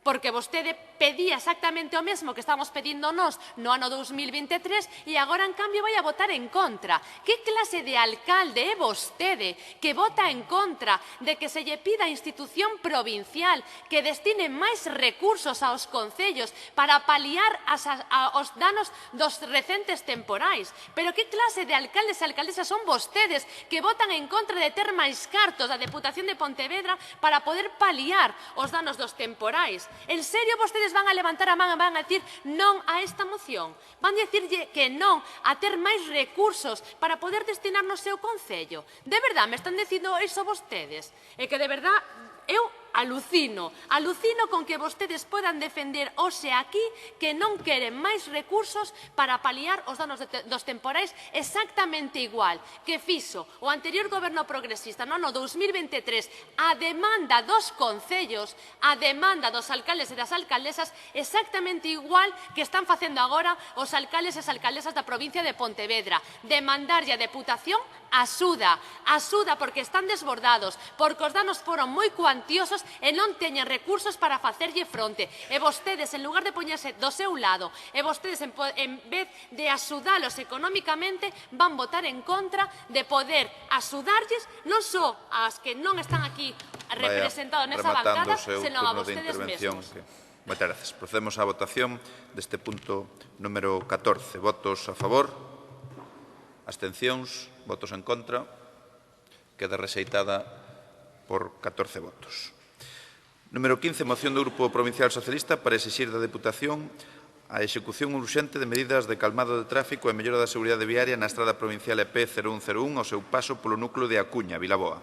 Ten a palabra deputado socialista Gregorio Luís Agís Gómez. Bueno, gracias, presidente. Bueno, xa sabemos polo señor Cubela que pedir seguridade vial nas estradas é pedir dous lombos. Eso é ao que reduce ao ridículo as peticións que fan os alcaldes e as peticións que fan desde os concellos. Traemos unha moción urxente, concreta, constructiva, de seguridade viaria nunha estrada que se denomina EP 0101 ao seu paso por Acuña no concello de Vilaboa. Non é un debate teórico, é un debate claro de unha necesidade concreta que non permite moita discusión. É que, se o que din vostedes é certo, deberían atender. Quero agradecer a presencia do alcalde de Vilaboa, que está aquí presente neste pleno. Dixo que se trataba de dous lombos. Non, estamos a falar de seguridade viaria nun entorno urbano, nun entorno concurrido, onde pasan moitos viandantes, accesos a vivendas, negocios, peóns, maiores, nenos, sin beirarrúas, sin ningún tipo de servizo que permita un mínimo de seguridade. Isto, ademais, se adereza con exceso de velocidade. De aí que se pidan os lombos, como medida de urxencia, previa a un proxecto máis ambicioso de mellora desa estrada, como se fixo nesta casa nos mandatos anteriores, e que vostedes, co nivel de execución tan lamentable que teñen a nivel de infraestructuras, abandonaron. Cunha rede que chega aos 1.700 kilómetros, que teñen abandonada, donde hai situacións extremas. Falan das estradas do Estado, que nada ten que ver coas responsabilidades nin coas competencias desta Casa. En cambio, as súas competencias, as súas responsabilidades, os viales que dependen da Diputación de Pontevedra, as teñen completamente abandonadas. E como consecuencia desto se produce inseguridade, se produce unha sensación de abandono institucional. Así mesmo, falaba vostede porque se anticipa, porque sabe perfectamente cales son as súas limitacións, cales son as súas vaguedades ou eivas, e se anticipan dicindo que atenden os alcaldes. Isto é unha situación clara de desatención a un concello e a un alcalde. Un claro, porque se lle pediron numerosas reunións que nunca atenderon, se lle fixeron numerosas peticións que nunca atenderon, pero é un problema completamente xeneralizado. Nin tan siquiera atenden, por suposto non os concellos, nin tan siquiera os alcaldes do Partido Popular, que tamén se queixan, atenden aqueles que teñen representación aquí na Diputación a través de diputados. É o único que fan, porque o nivel de execución é lamentable. Os propios alcaldes do Partido Popular así o manifestan e así o din, algúns incluso públicamente. Por lo tanto, estamos falando dunha falta de responsabilidade institucional verdadeiramente moi relevante, un nivel de execución absolutamente lamentable, unha falta de preocupación polas estradas, polos proxectos transformadores que se viñan facendo nesta casa, completamente abandonado, un servizo, insisto, abandonado. Non atenden aos alcaldes, non atenden as necesidades dos concellos. É unha Diputación que non resolve, é unha Diputación que acumula expedientes. Lle dou un consello. Fíxense no nivel de execución que había para autorizar, para as autorizacións da Diputación, cantos días se tardaban antes e cantos meses se tarda agora. Aquí, o alcalde que está presente neste pleno solicitou no ano 25 e no ano 24 reunións para tratar os problemas de Vilaboa, os problemas desta estrada e o problema de outros. Nunca o recibiron, nunca obtivo resposta, nin tan siquiera unha chamada, nin tan siquiera unha visita para analizar cales son as carencias desa estrada, que está nun estado lamentable. Pero isto non é unha excepción, non é o caso de Vilaboa, é un caso xeneralizado, é unha queixa reiterada por parte dos alcaldes, insisto, tamén polos alcaldes do Partido Popular. Moitas gracias. Ten a palabra don César Mosquera. Grazas, señor presidente. Eu non sei, francamente, xa saberemos co tempo, non sei que lle pasa a algúns diputados e diputadas do PP aquí, porque o señor Domínguez tuvo unha semana horribilis, o señor Cubela, que sempre quere ter un talante, non sei que tamén é fora de, así con certo, unha bravura impropia, non para o que se estaba tratando, máis para tal. Non sei exactamente que lle pasa, se cada, certas decisións que tomaron hai tempo, pois lle están pasando certa factura. Ninguén se dou explicado por que se suprimiron o Ágora, non? Que tapaba estas cousas de unha maneira rápida, incentivada. Non o sabemos. Pero, bueno, en todo caso, vamos a votar a favor e non dar máis voltas, porque nin a hora nin o tema dá para máis. O tema creo que está ben claro.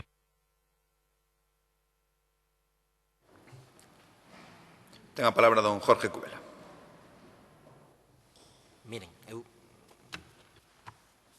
perdón, señora Gis, que polo tono de voz non quería que se cabreara. O único que dixen é que podían presentar moitas mocións, vamos a facer antecedente do que dixen, moitas mocións con cousas de moita trascendencia para a Diputación, e considero que solicitar 2 lombos é o que solicitan, non vou dicir en tono baixo porque me asustou. Miren, o que din na moción, quen a redactara, que pudo ser calquera, piden instar a Diputación a construción de 2 lombos reductores de velocidade nos puntos kilométricos tal e cual. Non o dixen eu, o pon a moción, home, non se me enfade. Mire, pasa que, claro, non resulta curioso que ademais, oxe, que vai poder defender vostede e contestarme, que co anterior goberno, sendo vostede diputado de infraestructuras, din, seguro que foi certo, que executaron unha obra de mellora nesta estrada, unha mellora de seguridade vial, como vostede puxo tanto énfasis, de seguridade vial, nesta estrada, no ano 2023, gobernando vostedes, e non me pregunto por que non incorporaron esos reductores de velocidade, se tanto falan cos veciños e tanto falaban cos alcaldes. Digo, porque tamén foron un goberno que puxo bastantes reductores de velocidade. Quero saber se que a mellor algúns concellos ou algúns alcaldes do PSOE, pois, a mellor non os trataban tanto como a outros, e que agora veñan con esta exixencia, pois, bueno, é o que llevou a transmitir, é que se estudiará por parte do Servicio de Infraestructuras pois esta solución, pero claro, se vostedes investiron cun proxecto técnico que costou moitos cartos, que pasou toda esta fase, bueno, que a veces tarda tanto na Diputación, dende que se redacta, se ten a idea, se plantexa o proxecto e se licita, que 3 anos despois se dan conta que faltan estos 2 reductores. Se ve que, ao mellor, as ideas antes nin uns eran tan bons, nin agora somos tan malos. Polo tanto, pois, bueno, eu non o quixen facer con ofensa, senón facendo explícita referencia ao que pon a moción. Piden 2 lombos. Eu creo que é a primeira moción que debato nesta corporación en 6 anos que levo de deputado aquí, que alguén pide no pleno 2 lombos. Non é por quitarlle importancia, pero que vostedes pasaron por aquí, fixeron unha obra, nos acordaron 2 lombos, agora veñen aquí ao pleno para que ao mellor os veciños pensen que a culpa nosa non foi súa. Nada máis, presidente, non teño moito máis que defender nesta moción porque non se me ocurren máis ideas. Gracias. Moitas grazas. Ten a palabra ou procedemos a votación. Sí, ten a palabra don Gregorio Luís Agís. Cubelo, que non pode ser que lle pareza normal reprobar a un ministro e traer cousas aquí da cara oculta da luna e logo que veña unha proposta real de competencia da Diputación e lle parezca a vostede como que estuéramos pedindo, pois non sei, o AVE para Berlín, sabe? É dicir, está ben, e logo vostede que presume de falar de literatura e de todas estas cousas que lle gusta de vez en cuando meter polo medio, parece que ten pouca capacidade de lectora, porque a moción non fala claramente. Fala dunha, vou a ler, instar a Diputación de Pontevedra como a administración titular da estrada a execución urxente de medidas de calmado ao seu paso por A Coruña con 2 lombos. Perfecto. Outro punto, instar a adopción de medidas acordes ao seu carácter urbano de trento afortado adoptando criterios de diseño, xestión e seguridade viaria acordas coa presenza de peóns, bicicletas, tráfico local priorizando a protección das persoas, tal. É dicir, un proxecto máis ambicioso. O que se trata cos lombos é de que non morra mañán nadie, porque a situación é extrema. E logo pedimos un proxecto tal. E logo que pedimos tamén? Pois que unha reunión inmediata, porque o alcalde leva pedindo por todas as vías ao presidente, ao servizo, ao responsable de área, e non se dá atendido. Unha reunión, leva anos con isto. Aquí está en peticións escritas, 3 peticións, bueno, e dar traslado da moción aos técnicos para que actúen. Di vostede que vai actuar, estupendo. Polo tanto, non é o que di vostede, dice que por que non se fixo o proxecto? Se fixo noutro tramo unha actuación. O que pasa é que coa Diputación se fixeron centos de proxectos, e non se fixo todo dunha vez, porque as estradas teñen kilómetros e se fan tramos. O que se trata é que continúen facendo. Polo tanto, e logo fíxense o nivel de atención ás alcaldes do que presumen. Se lle pideu na execución dos lombos que lle deixamos nos na EP 002, acabo, presidente, se lle pideu simplemente que non conectaran as pluviales a unha taxea que non tiña continuidade. Non atenderon, non resolveron. Votos a favor desta moción número 15. A favor, non hai. Abstencións. Votos a favor. Abstencións, votos en contra.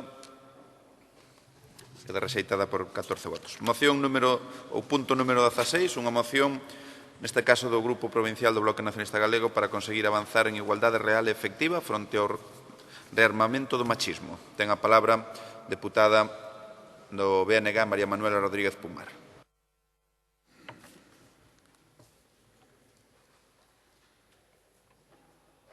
Non, ahora sí. Benvidos xa bo día de novo. As portas dun novo 8M, data en que o feminismo saímos ás rúas para homenaxear as loitas feministas anteriores, mais tamén para reivindicar unha vida en igualdade, especialmente no ámbito socioeconómico e laboral. Desde o BNG queremos, desde o BNG, en primeiro lugar, incidir e insistir na necesidade de responder con máis feminismo ao presente do rearmamento do machismo e do avance dos totalitarismos que vivimos. Nesta ofensiva de ameazas a dereitos elementais sexuais e reproductivos, ou a posta en cuestión da violencia machista, ao tempo, atopámonos nun momento en que a situación das mulleres galegas fronte ao relato imperante da igualdade conseguida está marcada por unha enorme desigualdade en moitos ámbitos, entre os que compre remarcar o socioeconómico e laboral. Constátase a ineficacia das políticas públicas e as consecuencias da concatenación de crises dos últimos 3 lustros, tanto en temas de condicións de clase traballadora como na crise dos servizos públicos, cusas consecuencias recaen de forma intensa e mayoritaria, necesariamente final, sempre nas mulleres. Ademais, no ámbito dos municipios galegos, compre sinalar que a falta de compromisos da Xunta de Galiza do Goberno do Estado, vímolo antes noutra moción, repercute negativamente no sostentamento de servizos amplamente feminizados como o SAF, por exemplo, do que falamos antes. Así mesmo, vemos as consecuencias negativas do avance privatizador do Partido Popular, por exemplo, nos servizos públicos e tamén nos servizos especialmente dedicados á igualdade, como pode ser agora os CINS móviles. Así as cousas, no ámbito sociolaboral, os pequenos avances nos indicadores de algúns últimos anos non son máis que un espellismo. Como exemplo, a leve reducción da fenda salarial que ven ser resultado máis do empeoramento das condicións laborais dos homes que dunha mellora da situación laboral e de salario das mulleres. A realidade é que no período do 2009 ao presente ou en tramos máis recentes, a situación laboral das galegas segue a ser desfavorable, en especial no que atinxe aos principais sectores de ocupación, as condicións de traballo e a remuneración. Aínda que algúns dos indicadores observen unha lixeira mellora, a desigualdade persiste. Un maior número de mulleres desempregadas e inactivas que de homes, as tasas de actividade de ocupación feminina siguen por debaixo das masculinas e a tasa de desemprego feminina segue a ser a maior que a masculina. É preciso tamén recordar o diferencial negativo en contra das mulleres galegas se facemos unha comparación co Estado e coa Unión Europea. As tasas de temporalidade feminina seguen a superar as masculinas e a temporalidade das mulleres é maior en Galiza que no Estado. E outro aspecto a salientar que se constata é o protagonismo das mulleres nos peores indicadores da temporalidade e precariedade. E aínda habería moitos exemplos máis que debullar e nestes tempos nos que estamos e cos debates que hai por aí de fondo, compre ter en conta, por exemplo, a interseccionalidade e como a situación das mulleres se agrava se temos en conta factores como a migración, a monoparentalidade ou a mocidade ou mesmo a vellez. Tamén é preciso, neste sentido, sinalar o debate, o enorme desigualdade que reflicte o ámbito das pensións, a consolidación da feminización da pobreza, e que esta situación global de desigualdade ten unha expresión especialmente agravada no rural galego, con peores indicadores económicos e falta de servizos públicos e políticas específicas. Por se fora pouco, compre lembrar que o período político máis recente estivo marcado por novas denuncias públicas de violencia machista en ámbitos como político ou cultural e que no pasado 2025 hubo un incremento de feminicidios, mas non hubo ningunha actuación extraordinaria por parte dos poderes públicos. Ante a complexidade desta situación é necesario incrementar os esforzos e impulsar novas ferramentas políticas e institucionais para avanzar sen conformarse con que a desigualdade permaneza e con que os dereitos legislados non sexan levados á execución. Como, por exemplo, nesta casa, malia incremento histórico de fondos dos que dispón a Deputación, o último orzamento deixou a porcentaxe destinada á área de igualdade en mínimos históricos, apenas un 0,75%, nen sequera chega a 1,8 millóns de euros, fronte a 1,17 do orzamento, máis de 2,1 millóns de euros destinados, por exemplo, en 2023 por parte do anterior goberno provincial. A maiores, campañas realizadas deste goberno quedaron diluídas e aí mesmo teñen escollido lemas certamente cuestionáveis. E xa, pois, por facer agora un oco aquí, a última campaña, non falamos agora da Deputación, senón da Xunta, unha campaña, unha plataforma na que busca poñer de relevo o Rematou este primeiro. Despois continúa. Ten a palabra Ana Laura Iglesias, do Grupo Socialista. Grazas, presidente. Moi bo día a todas e a todos outra vez. A igualdade entre mulleres e homes é un principio fundamental do noso ordenamento xurídico e un piar esencial da democracia. Non se trata únicamente dun obxectivo programático, senón dun dereito recoñecido na Constitución e desenvolvido a través de legislación específica orientada a garantir a igualdade real e efectiva. Porén, a pesar dos avances acadados nas últimas décadas, a desigualdade estructural persiste. A fenda salarial, a feminización da pobreza, a sobrecarga dos coidados, a infrarrepresentación en determinados espazos de poder e, de maneira especialmente grave, a violencia de xénero continúan condicionando a vida de millóns de mulleres. A violencia de xénero non é unha invención ideolóxica nin unha etiqueta interesada, é unha realidade constatada polos datos oficiais, polos informes xurídicos, polos organismos internacionais e polas estadísticas anuais de víctimas. Negar a súa existencia específica ou diluída en conceptos xenéricos supón desprotexer as vítimas e debilitar as ferramentas legais e institucionais creadas para combatela. Nos últimos anos asistimos á proliferación de discursos negacionistas que cuestionan a existencia de violencia de xénero como fenómeno estrutural. Estos discursos, ademais de carecer de rigor, contribúen a xerar confusión social, a estigmatizar as vítimas e a erosionar o consenso democrático acadado ao redor da loita contra a violencia machista. Do mesmo feito, resulta preocupante a normalización de pactos políticos con formacións que promoven recortes orzamentarios en materia de igualdade, que eliminan programas de prevención, que suprimen organismos específicos ou que reducen recursos destinados á protección das vítimas. Cada recorte en igualdade non é neutro, ten consecuencias reais na vida das mulleres. A igualdade non pode ser moeda de cambio en negociacións políticas nin pode quedar supeditada a intereses partidistas. As políticas públicas de igualdade requiren estabilidade, financiamento suficiente, planificación e avaliación continua. É responsabilidade das institucións públicas manter unha posición firme e inequívoca na defensa da igualdade e na loita contra a violencia de xénero, garantindo recursos adecuados e rexeitando calqueira retroceso. E aquí é onde debemos ser claras. Non abonda con declaracións institucionais cada 8 de marzo ou cada 25 de novembro. Non abonda con campañas puntuais. A igualdade constrúese con políticas públicas estables e con financiamento suficiente. Pero a realidade son recortes orzamentarios e falta de impulso político en materia de igualdade por parte da Deputación de Pontevedra, algo realmente moi preocupante. Non podemos aceptar que se reduzcan partidas destinadas a programas de igualdade.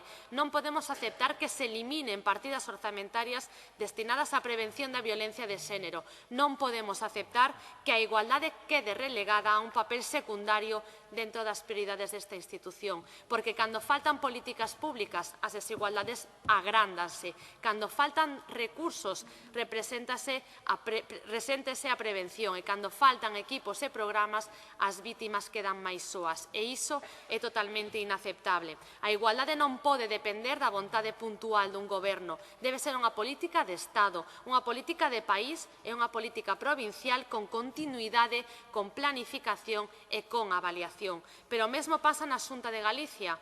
Primeiro negáronse a crear unha Consellería de Igualdade, despois perderon pola tamén, decilo, mala xestión do alcalde de O Porriño 1 millón de euros de fondos europeos para a construción dun centro de acollida de mulleres vítimas de violencia de xénero con problemas de adicción. E mesmo recentemente teñen anunciado a súa nova ocorrencia, os CIM móviles, que non preservan nin a privacidade nin a dignidade coa que tratar as mulleres. Por iso, imos apoiar esta moción, aínda que nos defendemos con claridade que a igualdade debe ter un rango máximo no goberno galego. Defendemos unha Consellería de Igualdade forte, con capacidade política e orzamentaria propia. Pero máis aló falo diso, nos defendemos e defenderemos sempre con firmeza que se aumenten recursos en igualdade, que non se recorten en políticas públicas fundamentais como estas, porque cada paso atrás en igualdade é un paso atrás na democracia. Gracias. Ten a palabra por parte do Grupo Provincial do Partido Popular, deputada María Ramallo. Moitas gracias, presidente. Dado a hora da xornada, eu intentarei esbozar os motivos do noso voto, pero tamén dar a miña especial opinión con respecto a esta cuestión. Non pasando inadvertido, e sinto a ausencia do señor Mosquera, porque é a miña intención facer extensivo a todos os membros desta corporación que sexamos capaces de facernos unha foto ao final do pleno con motivo do 8 de marzo. Se non somos capaces de facer eso e non dar exemplo, creo que temos un problema. E o problema a veces non está fora. Dito isto, para a intervención, evidentemente, da moción, pedimos información, falan da Xunta, falan dos CINS, falan dun montón de programas, falan de inversión, falan en 2 puntos, dos 4 que solicitan, 2 afectan á Diputación e 2 á Xunta. Pero na parte expositiva da propia moción fala efectivamente de que o feminismo sae ás rúas, do rearmamento do machismo, dos avances dos totalitarismos, da ineficacia das políticas públicas, das condicións da clase traballadora, do SAF, do avance privatizador do PP.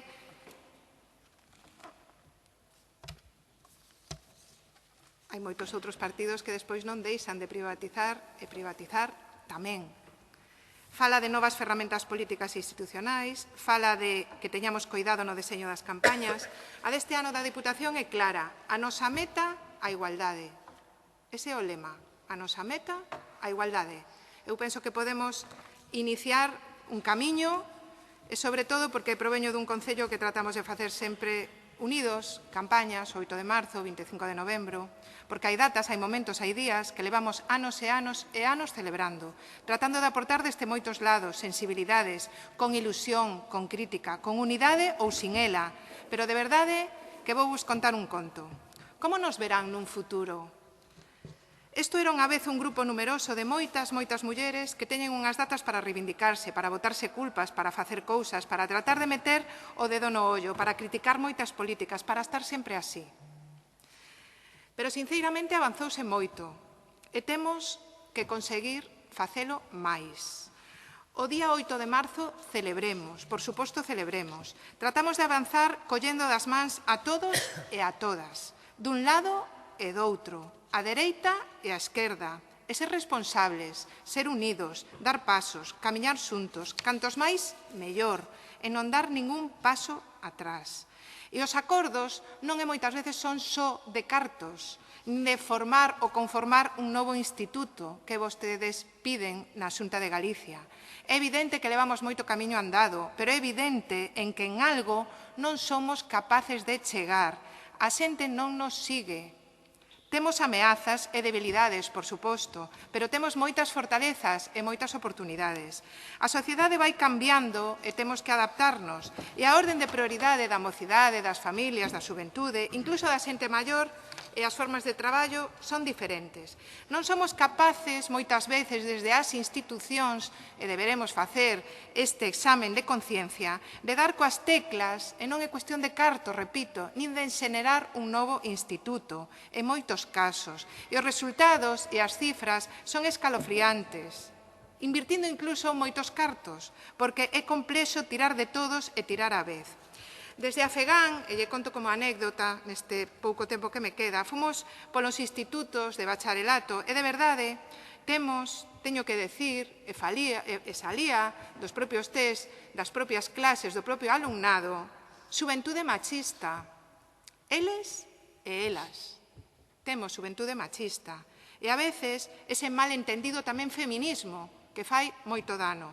Temos que darlle unha volta completa. Non serven as determinadas receitas de sempre, determinadas incidencias que antes se utilizaban nun mundo da inteligencia artificial. Hai que cambiar e non podemos seguir facendo o mesmo, seguir invertindo cartos en reiterar campañas e campañas que non dan chegado a quen ten que chegar. Non podemos ser artificiais. Non existe máis en determinados momentos que o escarnio público e alonxamos, e con isto finalizo, aos homes, aos nosos compañeros, compañeiros de determinados programas e políticas e así, amigos e amigas da Diputación de Pontevedra, non camiñamos.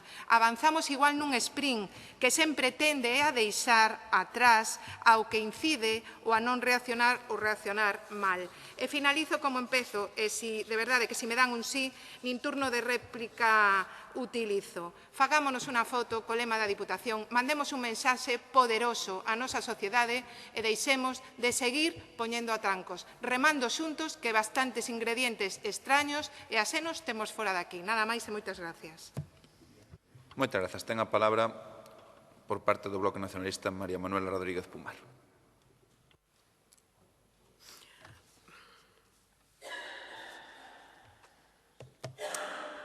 Mire, o problema non está na foto e a unidade non necesariamente resolve os problemas. As políticas son as que poden resolver os problemas que temos as mulleres. A desigualdade que temos as mulleres a resolven as políticas. E o Partido Popular non sempre ou adoita a ter políticas que moitas veces coliden co que sería as políticas necesarias para as mulleres. Xa para empezar, cando últimamente decidiron cargarse algunha de como estaba organizada a Xunta a respecto das políticas feministas e quitaron por un lado o que sería igualdade do que sería as políticas de prevención da violencia, por exemplo. Es que vai todo unido, non hai cousas, non hai compartimentos estancos neste debate. E entón o problema non é que a foto dea unha imaxe para dentro duns anos, non. E que na foto tamén se recoñecen, é dicir, as persoas, as mulleres que viven esas políticas que non lles son favorables, saben quen legisla a favor e quen está por outro tipo de políticas. E, por tanto, tampouco podería entender unha falsa imaxe de unidade para un día. E que o 8M non é o 8M simplemente, é o que se fai durante todo un ano. E, por certo, o feminismo, desde o meu punto de vista, nunca é malentendido. O sea, vostede dice, ese malentendido feminismo que nos fai dano. Eu non o creo, non o creo.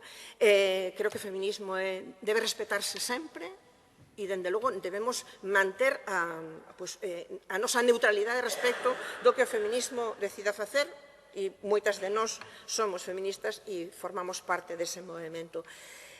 Os indicadores na Galiza son os que son e hai realmente problemas estructurais que afectan ás mulleres en canto a o que hoxe falamos que no marco da campaña do 8M que ten que ver coa muller traballadora, coa muller no traballo, no mundo laboral e, por tanto, aí temos indicadores moi reveladores. A feminización do mundo laboral ou a feminización sectorial do traballo non é neutra, responde á división sexual do traballo. Aí é onde radica o problema. Entón, mentras eso non se desinstale de moitas cabezas daquelas persoas que en política son as que promulgan leis, as que poden facer esas campañas que nos desinstalen dese marco, non vai haber cambios sustanciais. E por eso a foto da unidade podría quedar moi bonita, mas non significaría nada, ou máis ben significaría contradecir aquilo que hoxe nos estamos defendendo nesta moción. No seguinte, no peche, farei mención do que pretende a moción a aprobar hoxe. Gracias.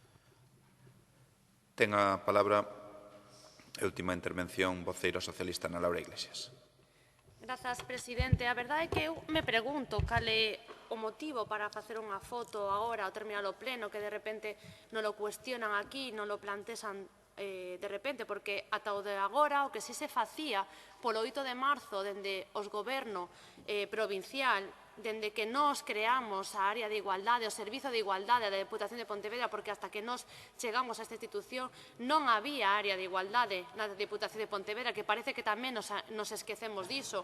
Vostedes gobernaron 40 anos esta institución e en ningún momento eses 40 anos decidiron que a igualdade tiña que ter un rango propio de área de igualdade. E como decía, ata de agora o que si se fixo era consensuar con todos os grupos políticos que conformaban este pleno unha declaración institucional.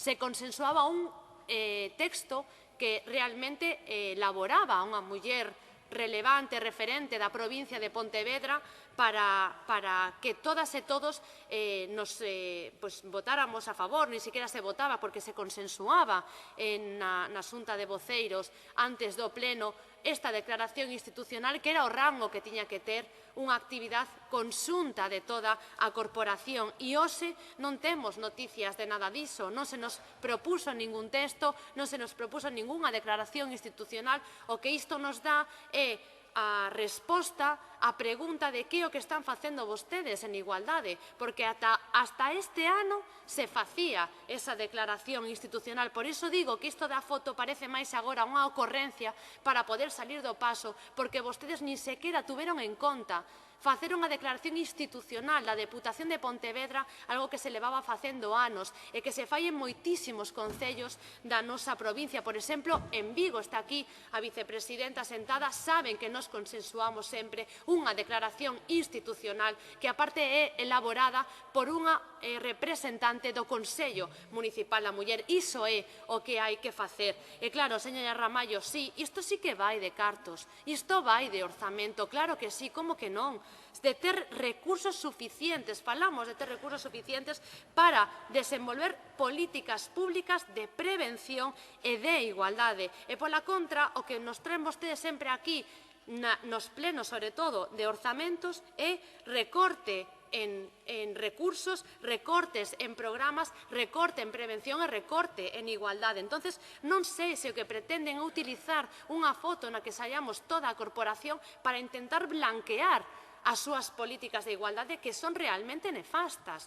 O que estamos pedindo aquí é o que levamos pedindo anos, que se aumenten os recursos, que se aumenten as políticas públicas, que se aumenten os programas de igualdade da Deputación de Pontevedra, exactamente igual que fixemos nós cando a creamos. O que non se pode permitir é pretender blanquear que vostedes no primeiro ano de mandato recordaran medio millón de euros de orzamento. Moitas grazas. Ten a palabra por parte do Grupo do Partido Popular, María Ramallo. Ben, moitas grazas. Quixera un pouco trasladarlle á ponente que non pense que non teño preparada a moción, 71 folios, con letra 24, todos os programas da Xunta, todo o que se aumentou no CIN, os temas de conciliación, todo, en fin, unha trayectoria importante, máis os programas da Diputación, que eu entendo, e foi unha crítica das dúas voceiras, que non lle gusta o noso modo nos que empregamos. Bueno, pois algúns deixamos de facer, outros os facemos desde outras áreas, porque entendemos, en algún momento saiu, que ter ou non ter un departamento específico de igualdade, pasa nos concellos, pasa na Xunta, que sería mellor? Ten unha consellería específica de igualdade, presentada por unha muller? O sea, esos estereotipos temos que tratar de vencelos, senón non estamos arrastrando nin integrando a sociedade. E non pasa nada. Na Xunta hai un departamento e unha conselleira de Política Social e Igualdade que ten dúas direccións xerais, unha é un home e outra é unha muller, e non pasa absolutamente nada, de nada. A nivel estatal, o Instituto Nacional da Muller leva moitísimos anos funcionando. Se ora estamos cos datos que temos, estamos arrastrando unha componente absolutamente diferenciada a de fai 10 anos, por poñer unha data recente, non ten nada que ver. Pero nada que ver. E se seguimos replicando e facendo os mesmos patróns, non chegaremos a abordar efectivamente este problema. Pero mire, o tema da foto non é ni para que nos blanqueen ni para non, porque creo que se fai en moitas corporacións, creo que sería un momento perfecto, creo que daríamos unha mensaxe positiva, creo que celebrar o día 8 de marzo, por moito que non digamos, hai que celebrarlo o resto do ano, por suposto, pero son datas sinaladas que todas as institucións celebramos, e non só hai que ver os periódicos, uns farán os 6, outro o 7, outro o 8, un montón de actos que así debe ser así. Non se trata deso, nin de blanquear, nin de querer salir ou non a foto, sino simplemente de que as institucións estemos remando na mesma dirección. E, sobre todo, salgamos deses clichés. Non se trata de replicar o mesmo que se facía, que é o que eu penso que se están facendo desde moitas administracións, facer sempre o mesmo. E se está facendo sempre o mesmo, e por iso lle digo, non é unha cuestión de cartos, nin de crear por parte da Xunta de Galicia, como vostede pide na moción, un novo instituto. Eso non vai dar resolto o problema que ahora mismo temos detectado na nosa sociedade, ou non sei, os que estamos os concellos que o vimos no día a día, sabemos o traballo dos CINs, sabemos o que pasa nos institutos, sabemos o que pasa en colexios, sabemos o que pasa co acoso escolar, sabemos e temos información de primeira mano. E teño que decirlle que como non nos poñamos unha serie de normas, as administracións nos estamos alonxando en xeral, e non digo a Diputación nin os concellos, digo todos en xeral, a Xunta, un ministerio, outro ministerio, nos estamos alonxando verdadeiramente do problema e non estamos chegando ao problema real. Con eso finalizo e con eso me refería. O tema da foto é o menos anecdótico. Me gustaría que estuviera o señor Mosquera, que quere que lle diga. Pero non se trata de eso. Se trata de dar unha visión de unidade e que agora nos toca gobernar e tratamos de acertar. Nada máis e moitas Rematou o seu tempo. Gracias. Ten a palabra, e pecho o turno de intervencións, María Manuela Rodríguez Pumar.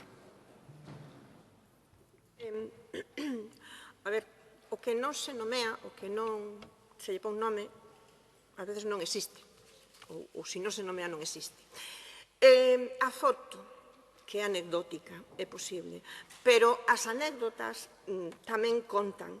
E claro, a ver, para min, como lle digo moitas veces a portavoz do Partido Popular en Gondomar, o Partido Popular é o mesmo en Gondomar, na Deputación, na Xunta e no Estado. O Partido Popular, non as persoas, non os gobernos, que teñen distintas competencias, pero o Partido Popular é o mesmo.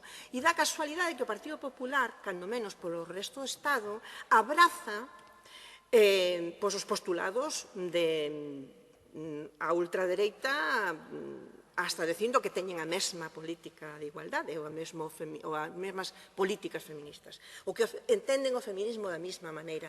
Como poden entender moitas mulleres que son víctimas de discriminación laboral, víctimas de violencia, que o BNG se saquen a foto co Partido Popular, que é o que abraza eso en outros lugares. Cando vostedes deixen de ter iso dentro, pois igual estamos máis en condicións de chegar a ter políticas e fotos conxuntas, pero de momento estamos bastante lonxe un dos outros. En todo caso, quero ler o que pide a moción, e é que instamos a reclamar a Xunta a promoción dun acordo de país para a creación do Instituto Galego das Mulleres como un organismo público que promova e fortaleza as políticas de igualdade de forma transversal en todos os ámbitos da vida social, económica, cultural e política de Galiza. E non pedimos que o fagan para nós, estamos pedindo que o fagan para o goberno que teñen, que será do Partido Popular, pero para que utilicen para isto que se quere crear. E tamén instar a impulsar un novo marco regulamentario e orzamentario, incrementando a contribución aos centros de información á muller, que son elementos que fan moito traballo no territorio para resolver problemas que temos as mulleres nestes ámbitos dos que falábamos e, dende logo, reclamar o incremento significativo das campañas e desas liñas de colaboración con entidades de mulleres para poder facer tamén no territorio. Grazas. Punto número 16. Levamos 15, antes que este. E xusto cando hai unha moción do Bloque Nacionalista Galega, o seu voceiro colle, levántase e márchase. Deixa-vos nun papel complicado, Pero isto non vai de horas, como se temos que estar hasta as 8 da tarde. Pero a única moción do Bloque é o voceiro colle, levántase e marcha para falar de igualdade real e efectiva. Vamos proceder á votación. Votos a favor desta moción. Votos a favor. Votos a favor. Abstencións. Votos en contra. Queda rexeitada. Non habendo asuntos de fora do orde do día, pasamos á parte de información e control. Punto número 18. Dar conta do informe de intervención do período medio de pago a provedores correspondente ao mes de xaneiro de 2026.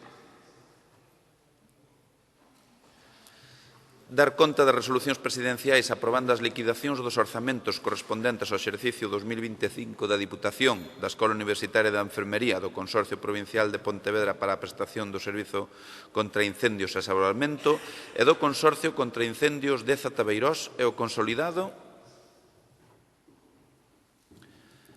Dar conta do informe anual de intervención sobre acordos contrarios aos reparos, supostos de omisión da función interventora e das principais anomalías en materia de ingresos no exercicio 2025. Dar conta do informe anual de intervención relativo... Estou dando conta, non hai...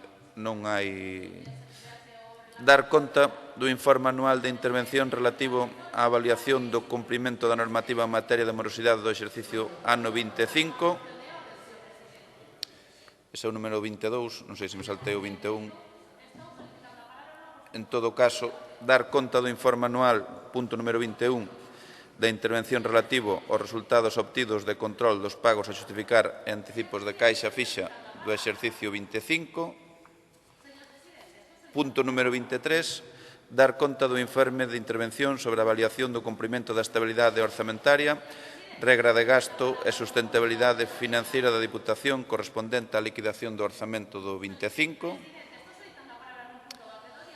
Estou dando conta. Punto número 24, dar conta do informe de intervención sobre o grado de cumprimento dos requisitos dos investimentos financieramente sostible na liquidación do exercicio 2025, financiados con superávit en termos de contabilidade nacional, correspondente aos investimentos sostibles do exercicio 24 incorporados ao 25. E a número 25, dar conta da resolución presidencial de data 12 de febreiro de 2025, declarando a emerxencia na tramitación do procedemento da contratación da obra construción de muro de contención na EP 2403, Mosende Morgadáns, no PK 11200, marcha esquerda, Concello de Gondomar. Número 26, dar conta das resolucións presidenciais. E número 27, e último, rogos e preguntas. Teño unha petición. Rogos e preguntas. Faga. Rogos e preguntas. Algún rogo, algunha pregunta?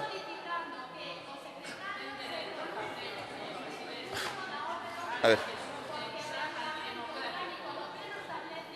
Algún rogo?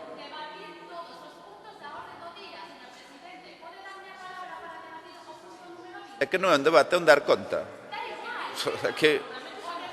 Teñen algunha pregunta?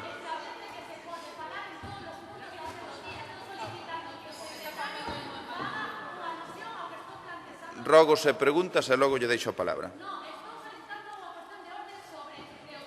Rogo. Ten algún rogo? Ten algunha pregunta? Non? Bloque Nacionalista ten algunha...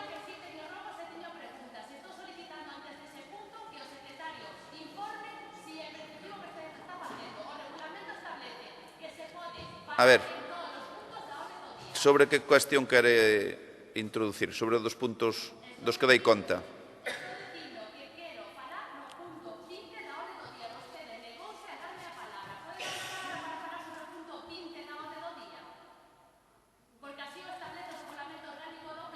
Que se pode intervir en todos os puntos da orde do día. Ten a palabra. Gracias, presidente. O que é de verdad demencial é que vos...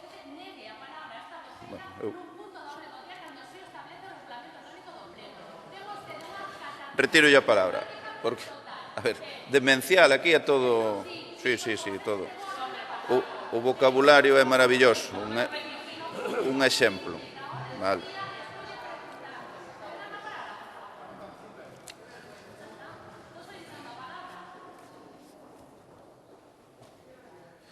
O vocabulario a empregar. Lle pido, por favor, aquí non hai ninguén, nin nada demencial. Vale. Así que...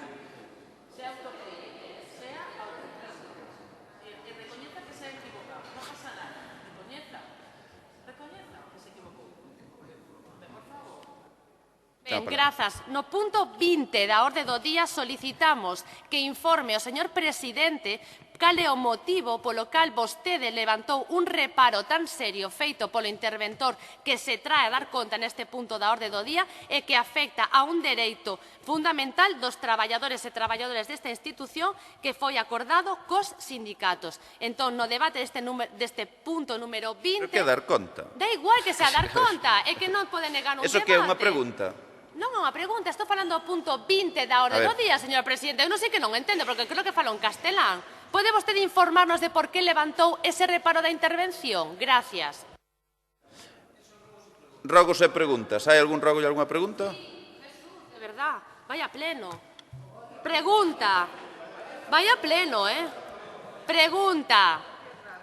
Cal é o motivo polo que dende o Gabinete de Presidencia se paraliza os informes de acceso a información pública despois de que o informe técnico se realice en tempo e forma e, en cambio, a este grupo chegan fora de prazo?